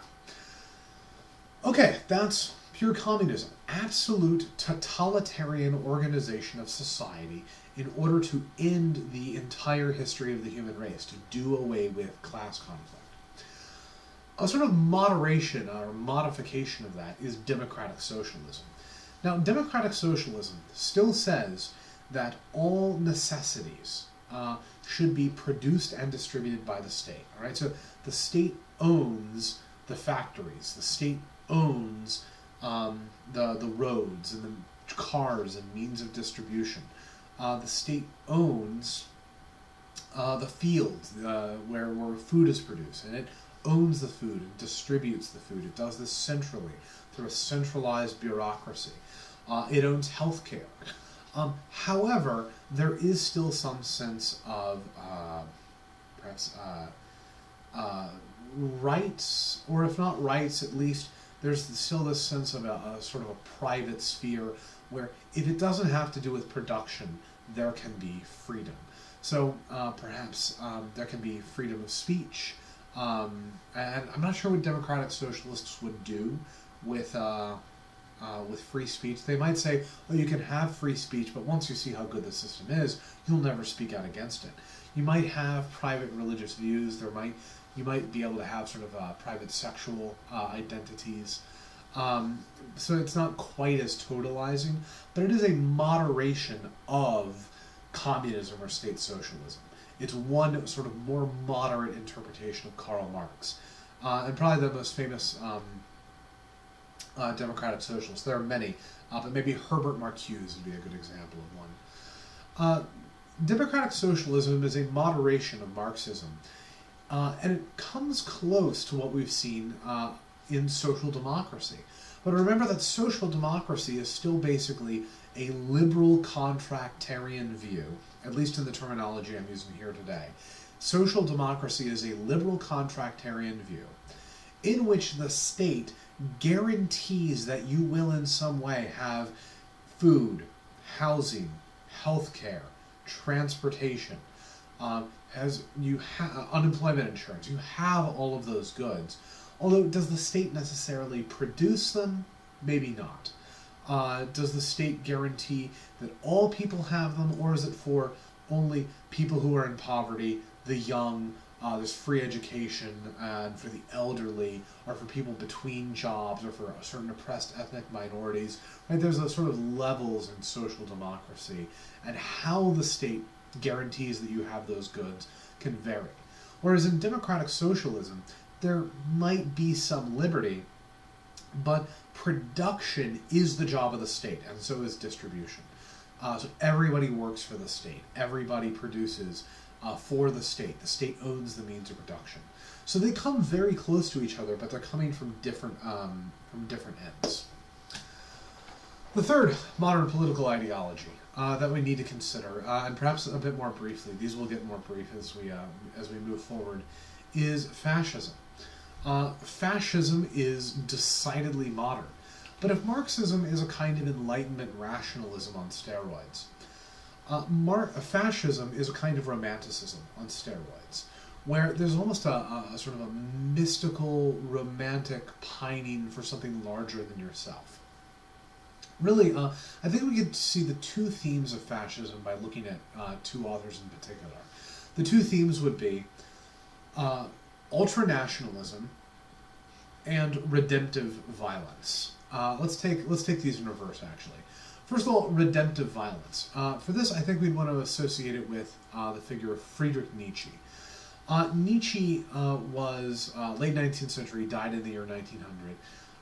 He was a philosopher and an existentialist philosopher who was really kind of brilliant in his own terrifying way. He was the ultimate nihilist. Right? Friedrich Nietzsche saw that God was dead for all intents and purposes in the late 19th century. In fact, he very famously proclaimed, "God is dead." And people quote this all the time, but it's important to remember the next part of that phrase: God is dead, and we killed him. We did it. Humanity declared independence from God. Humanity sort of rose up. If there is a God, we frankly don't need him and we don't want him. Even if all of Christianity is true, right?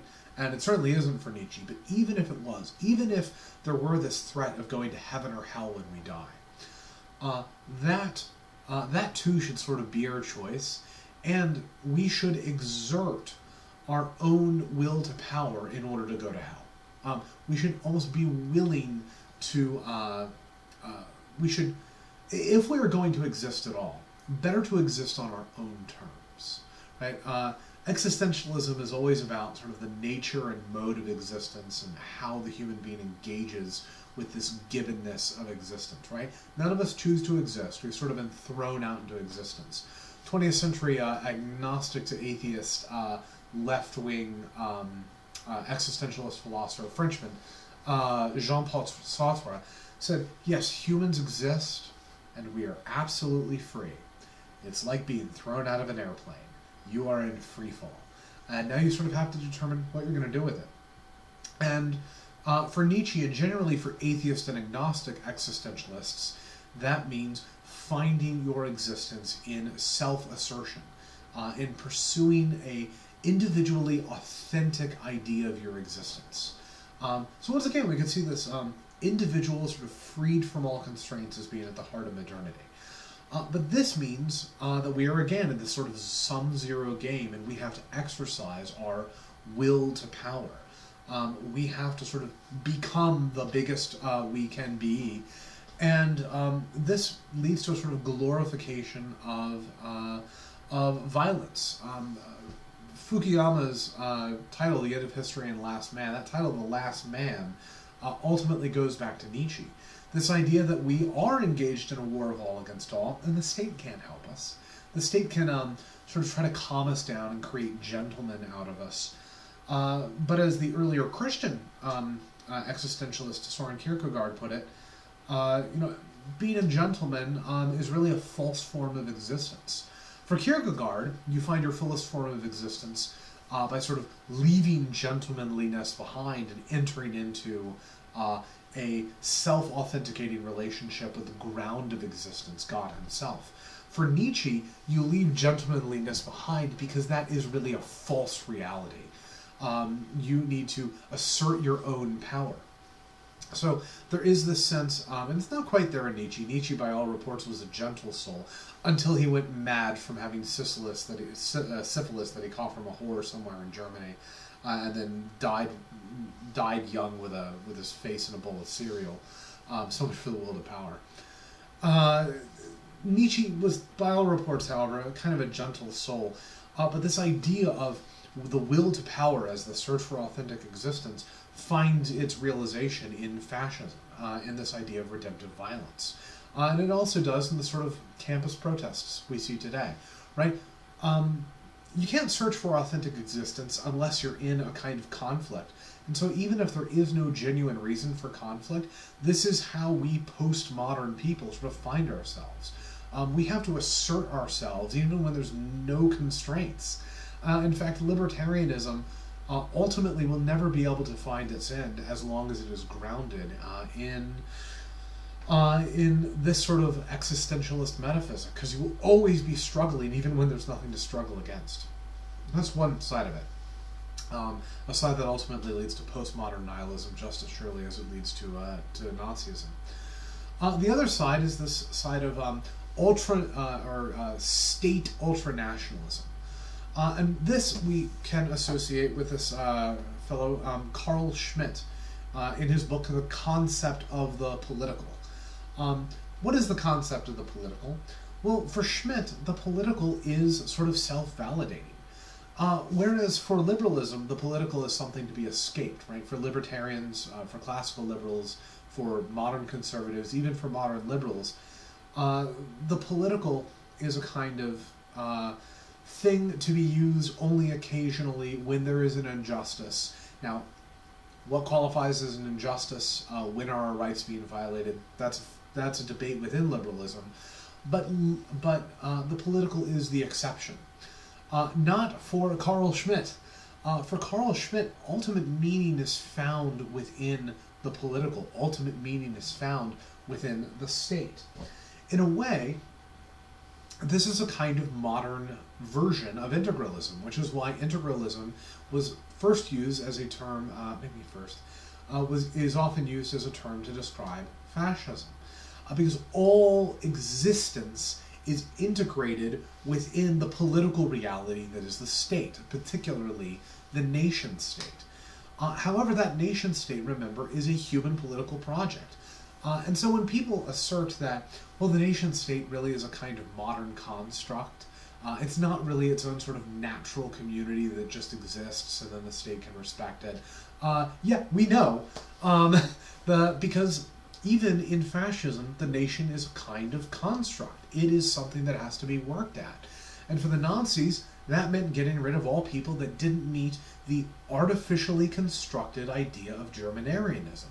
It meant getting rid of all Jews and Romani and gays and lesbians and all undesirable people with disabilities, because it had this idea of Aryan perfection that was purely constructed, and a sort of German nationalism, which was also constructed and constructed a state to fit this, and as part of this human project of asserting one's will to power, you engage in this sort of struggle of all against all. And again, we're back to Hobbes. This idea that there is this war of all against all, in which the individual struggles and someone comes out on top, and that person on top is obviously Il Duce or the Führer or the supreme leader at the top of the pyramid. That's the person who's asserted their sovereignty over all others, and having done so, they continue that war. And so there really can't be fascism without this idea of war. Once Hitler asserts his supreme power over Germany and begins enforcing this idea of the perfectly constructed German state on the people of Germany, whether they're Germans or not, he then goes and tries to assemble states, German-speaking areas from other states. But even that can't be enough. You have to have continual assertion, this will to power, this redemptive violence. And so he goes to war with Poland, he goes to war with France, and there's really no end game. Even if you could go to war with the entire world, eventually you start piling the bodies up, and you'll construct your definition of nationalism narrower, more and more narrowly. Really the ultimate end is the lonely last man who's at the top of the heap. And finally, that person can only find their self-assertion in denying their own existence, namely through suicide. Right? So suicide is the ultimate end point of this sort of redemptively violent nihilism that we find in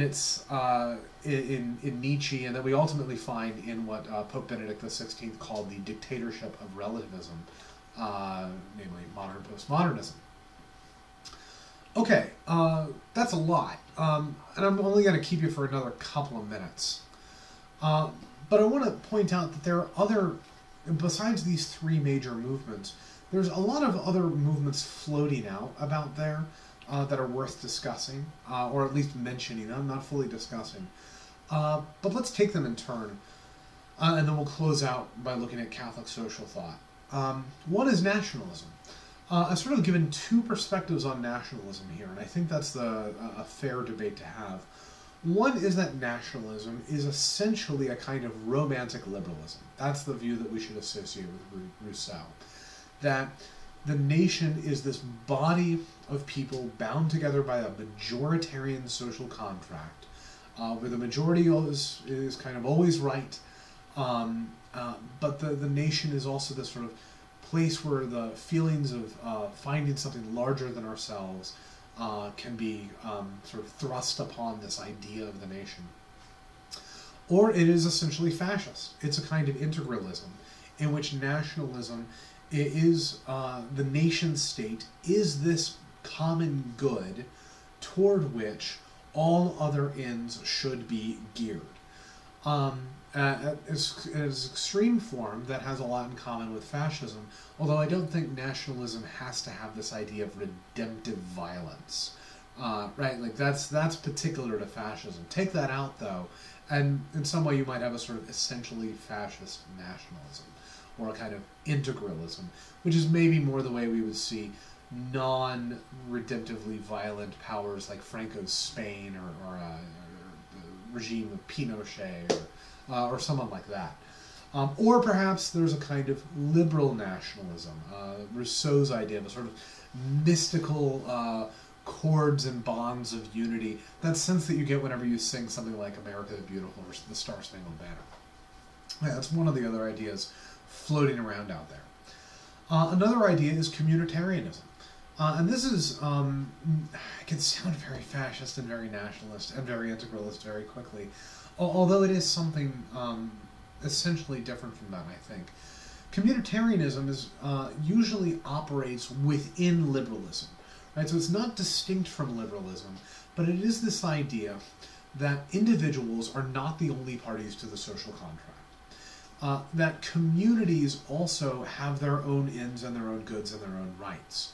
And that seeking out the good of those particular communities is something the liberal order should perhaps find as a significant modification.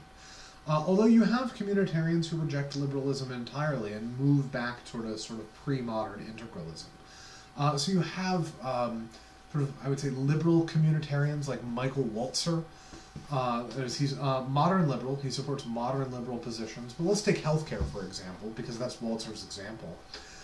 So the modern liberal order should support, should give everyone healthcare. And it shouldn't give everyone, you shouldn't have universal healthcare because everyone has a right to healthcare, because each individual has a particular right to healthcare. Or, as for Rawls, because each individual's liberty is maximized by guaranteeing them health care at times in their life where disease would take away their liberty. Rather, everyone should get health care because it is fairly expected in the modern world that people have health care, right? I have health insurance. Presumably you have some form of health insurance. And that this is simply what community looks like today. People have health care. And to have certain members of the community not have health care is a violation of the goods of the community.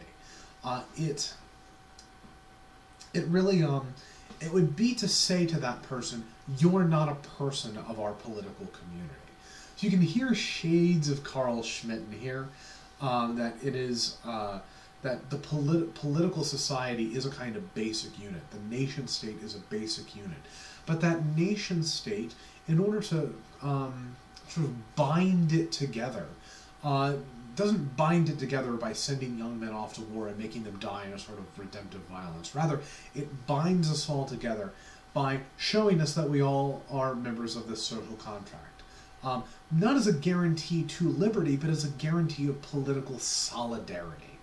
I think solidarity really captures Walzer's idea of communitarianism. Contrast this, for instance, with Alistair MacIntyre's book After Virtue, which says that after the end of virtue ethics and the rise of a kind of arbitrary legal thinking, in which law is a human artifact and it's not embedded within a larger natural law or anything like that, let alone embedded within human nature and natural virtues like prudence and wisdom.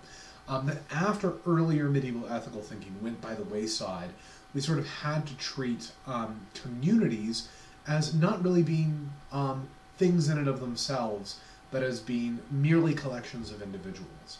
So there's nothing called Americanness. There's nothing called Englishness. There's merely a bunch of people who happen to live in England, and they're treated as isolated individuals. Communities don't have their own almost metaphysical reality. In fact, Alistair MacIntyre was an atheist when he wrote After Virtue, and in writing it, it convinced him to become Catholic, interestingly enough. Speaking of Catholics, one, I'd like to mention a viewpoint called distributivism, or distributism it's sometimes called. This is a reaction, once again, almost within liberalism that comes to breach the bounds of liberalism. Distributivism's origins lie in a series of thinkers in the early 20th century, largely in England, largely in Oxford University, who nevertheless look back to the medieval order, realize that you can't create it on a civilizational level. Right? There's no repeating Christendom. We can't rebuild it. What we can do, however, is rebuild it on the local level. And one of the ways to do that is to go back to some of the goods of feudalism. And so it is largely agrarian in its origin. And it looks at the state as being sort of this power-hungry monster, whether it's communist or fascist or liberal. It sort of eats communities alive, and it either spits out worker drones, like communism does, or soldiers, like fascism does, or fundamentally selfish individuals who are constantly in conflict with each other and constantly sue each other in court, like liberalism does. So distributivism is definitely communitarian. But it is also very much communitarian on the local level. It doesn't really see nations as having a sort of community reality. Rather, it's almost like a primitive communalism or primitive communism in Marx, where what you need to do is you need to go back to local village communities. Two of the people most associated with it are Hilary Belloc, who wrote a work called The Servile State, which is high on my reading list. I'm just waiting for a friend of mine to mail me a free copy. And G.K. Chesterton, a famous convert to Catholicism, who hated the way in which modernity had destroyed communities. He referred to cars as mechanical Jacobins, that is, left-wing members of the French Revolution, mechanical Jacobins that destroy communities. But two other people you might already know of who were distributivists were J.R.R. Tolkien and C.S. Lewis. If you look at the way Hobbiton is organized, it's this sort of perfect little village paradise, centered around farming and festivals that people get together as a community, and they eat each other's bread and they drink each other's beer, and there's conflict between people, but at the end of the day they're all residents of the Shire. That's a really distributivist idea. Distributivism has grown since then. There's a professor up at, I think, University of Texas, Austin, named John Medeville or something like that, who is a modern distributivist and is primarily concerned to get not only the federal but also state governments out of the way of local communities. To stop, for instance, the federal government's highway subsidy, which allows Chinese goods imported from China to travel cost-free, pretty much, from Los Angeles to Austin, and instead allow, which then reduces the cost of Chinese-made goods and pushes local Austin business owners out of business. And that brings us finally to Catholic social thought. Distributivism is part of it. Since the collapse of the Papal States, since the Pope is no longer the king of a kingdom in central Italy in 1870, when the Italian nation-state, which was then being constructed, destroyed the old Papal Kingdom, the popes have, and many Catholic thinkers alongside them, have thought through the principles of the relationship between church and state and society and people and the state and people and society. And beginning with the papal letter Rerum Novarum in the year 1891, which was written by Pope Leo XIII, who was Pope from 1878 to 1903, the Catholic popes and Catholic thinkers have developed a body of thought known as Catholic social thinking, together with Catholic theology of the person or theology of the body and theology of human sexuality. This is all really of a piece. That has a number of principles that doesn't necessarily endorse liberalism or fascism or communism. In fact, it rejects fascism and communism out of court, and it at least moderately rejects liberalism, although it accepts many of its premises, perhaps partially because liberalism does evolve more organically within the English and American context out of the Middle Ages. But Catholic social thought is more a series of principles that it expects every right political order to adhere to. And a lot of these political principles are in tension with one another, purposefully so that it never sort of buys in purely to one political ideology or the other. It is, again, it outright rejects fascism and communism, but it is not liberal either. It's not nationalist. It's often communitarian and often distributivist.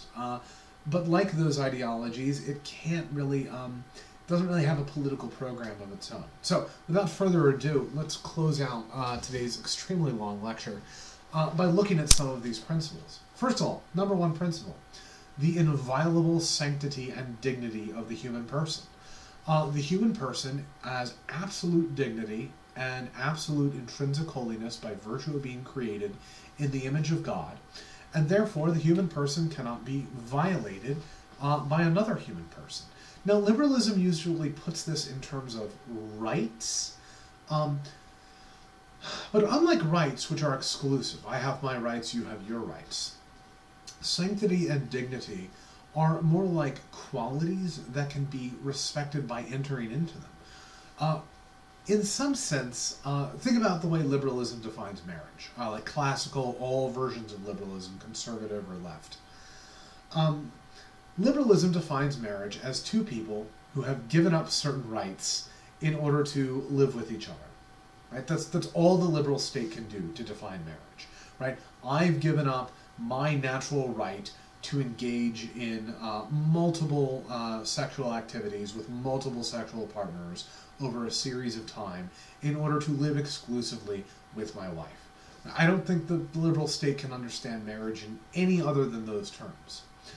But if you think of the sanctity and dignity of the human person, and sanctity is really the quality of holiness, then holiness is this extraordinary thing which is a mystery, right? God is holy, and we seek out that holiness. We enter into it. And so my relationship with my wife isn't, oh, we've given up rights. We've given up our right to be, like sexual rabbits in order to bind ourselves in this mutual contract of exclusivity. That's not what marriage is, right? Marriage is this entrance into the mystery of the other person, such that you seek to really find yourself in their otherness, right? Holy means other. The Hebrew word kodesh means other. The Greek word agia means other. Holy means other. You find yourself in their holiness. It's not contractual, it's covenantal. And that's true of finding ourselves in the mystery of other persons. It's always relational. So, for instance, Catholic social teaching has something to say about abortion. I'll mention that momentarily. But primarily, the biggest problem with abortion in Catholic social teaching is, well, yeah, I mean, it's a big problem that it violates the rights of the human infant. The infant is a human being and therefore a human person, and therefore deserves to not die. But it's also relational, right? There's this natural, sacred bond between a mother and her child. And the technology of abortion enters into that relationship, and the liberal order places that woman's rights in opposition to that child's rights.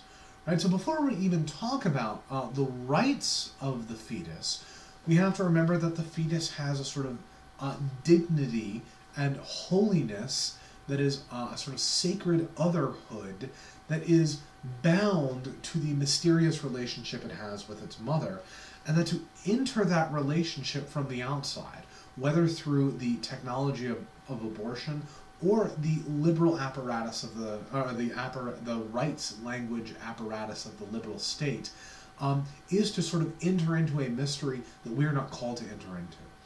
It's just as surely as inviting a third person into the marriage bed would be to violate that relationship. Not to violate my rights or my wife's rights, but to violate the natural mystery that exists within that marriage. That, of course, leads us to the second principle, the irreducible social unit of the monogamous heterosexual family. Families, husband and wife and children bound together in a natural relationship. And you might be thinking, but husband and wife aren't a natural relationship, right? Like, I'm not born with a wife.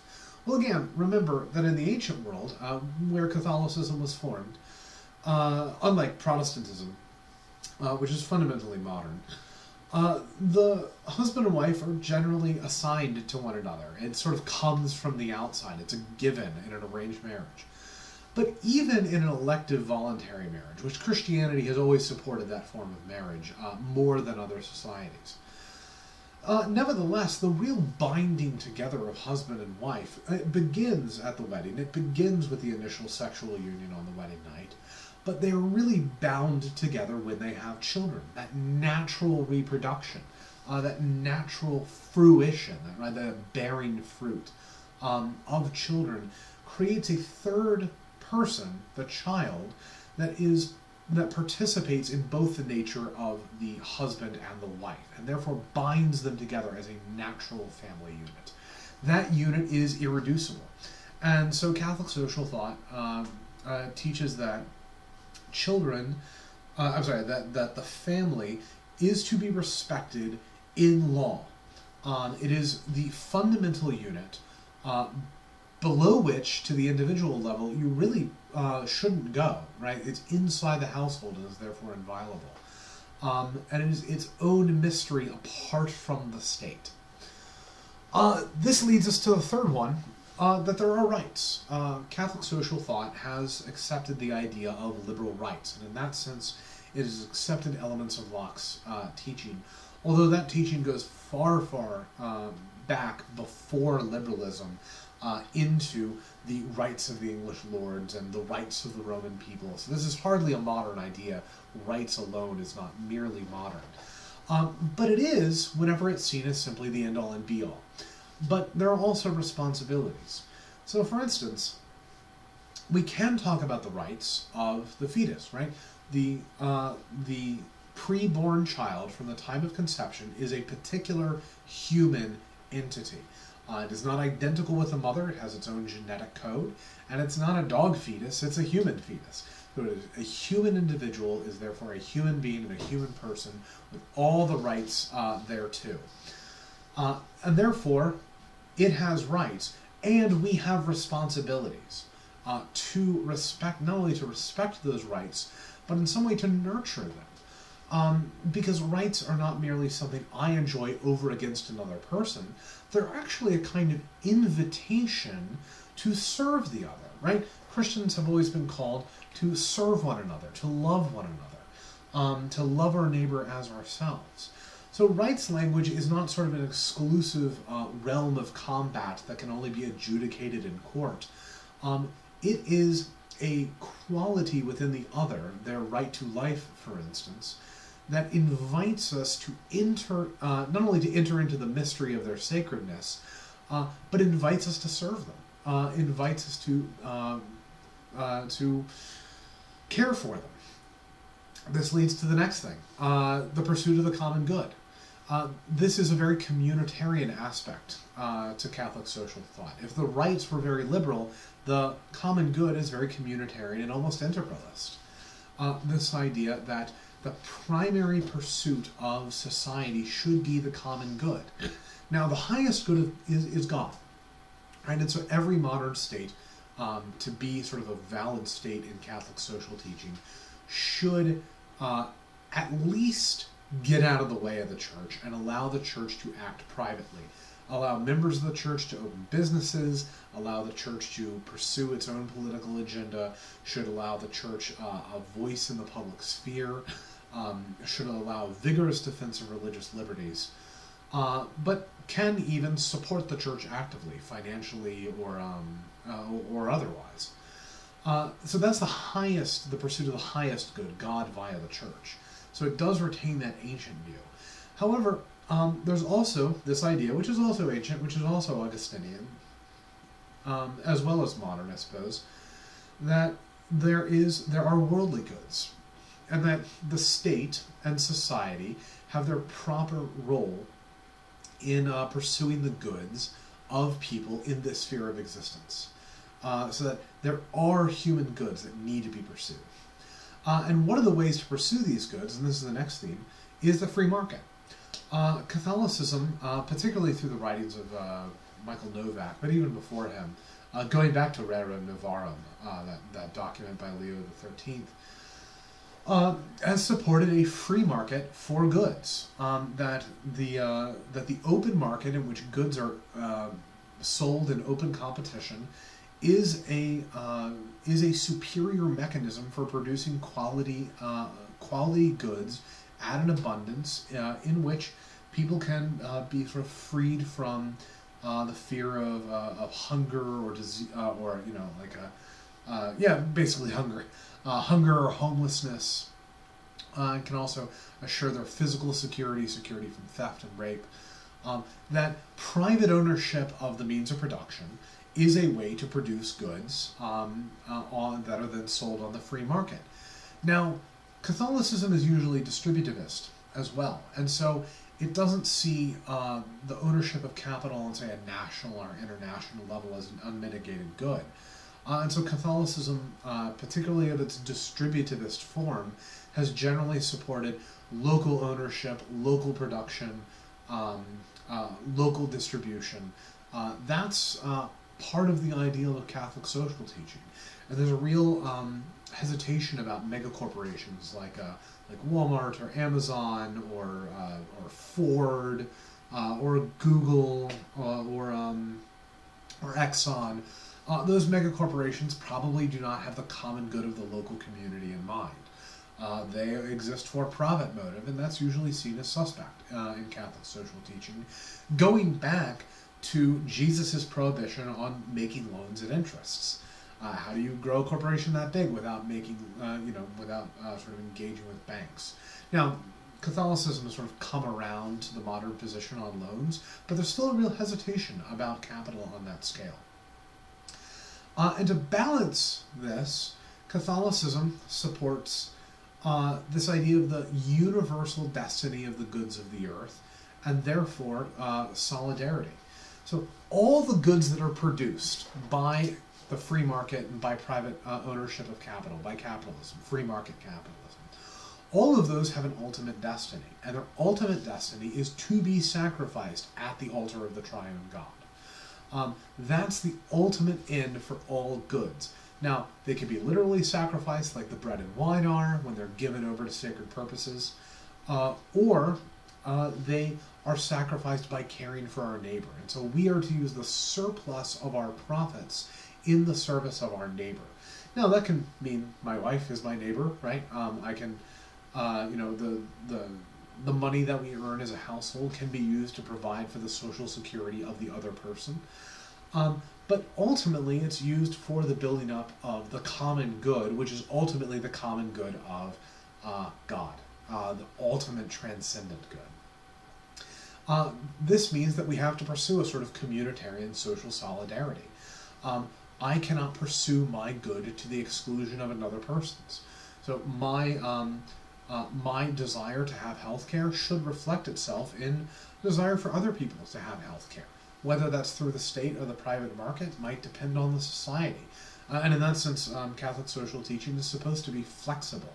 It can range from a sort of social democracy all the way over to a more libertarian view. And you get this range of thinking within the Catholic Church. And this extends to creation as well. Creation is a gift. And here we're going back to integralism. It's a mystery into which we are to enter, as are the poor. See, when Christ says, when you look at the poor and you serve them, you actually did it to me, right? The poor are Christ incognito. So the poor are this kind of mystery, this mysterious presence of Christ in the world, and therefore there is a preferential option for the poor when the state provides goods and services. Now, at what level, to what degree, that's a large debate, but social justice is part of Catholic social teaching. So both in the service of the poor, who are sort of Christ incognito, and in the protection of the goods of the earth, that's a sort of recognition of the mystery of nature. These are recognizing that they are given realities and that we can't sort of wish them away through the apparatus of modern price mechanisms, through a sort of technological mentality in which we can socially engineer new realities for ourselves. So it's certainly moderated ancient integralism, but through the most moderate version of ancient integralism, that is Augustine's differentiation between the city of God and the city of man, contemporary Catholic social teaching has tried to preserve many of the institutional goods that classical liberalism and free market capitalism have provided, but moderating them in such a way as to preserve their goods, put them on a deeper metaphysical basis, a basis that's grounded in the givenness of reality and our gratitude toward the givenness of reality, and introduced a healthy dose of realism to do away with all utopian schemes, fascism and communism certainly, but also utopian strains of liberalism as well. And whether that's all forms of liberalism or only certain forms of liberalism depends in some way on your analysis of classical liberalism. The classical liberalism that is in some ways at the heart of the American political project.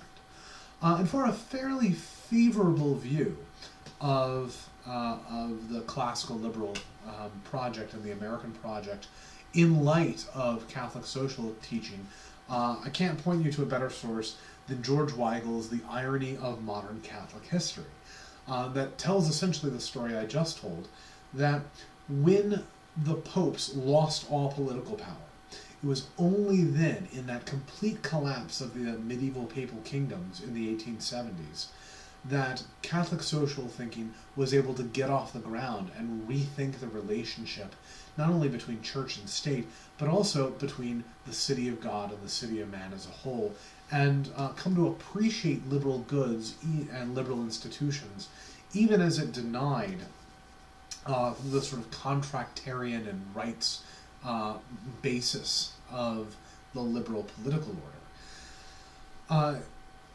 And so finally, I'm going to draw this to a close by saying that that's going to be our question going forward, is what is, how compatible is the Christian, and here I would sort of say Catholic, simply Catholic, understanding of society and society's goals with the American political order, particularly as grounded in the U.S. Constitution.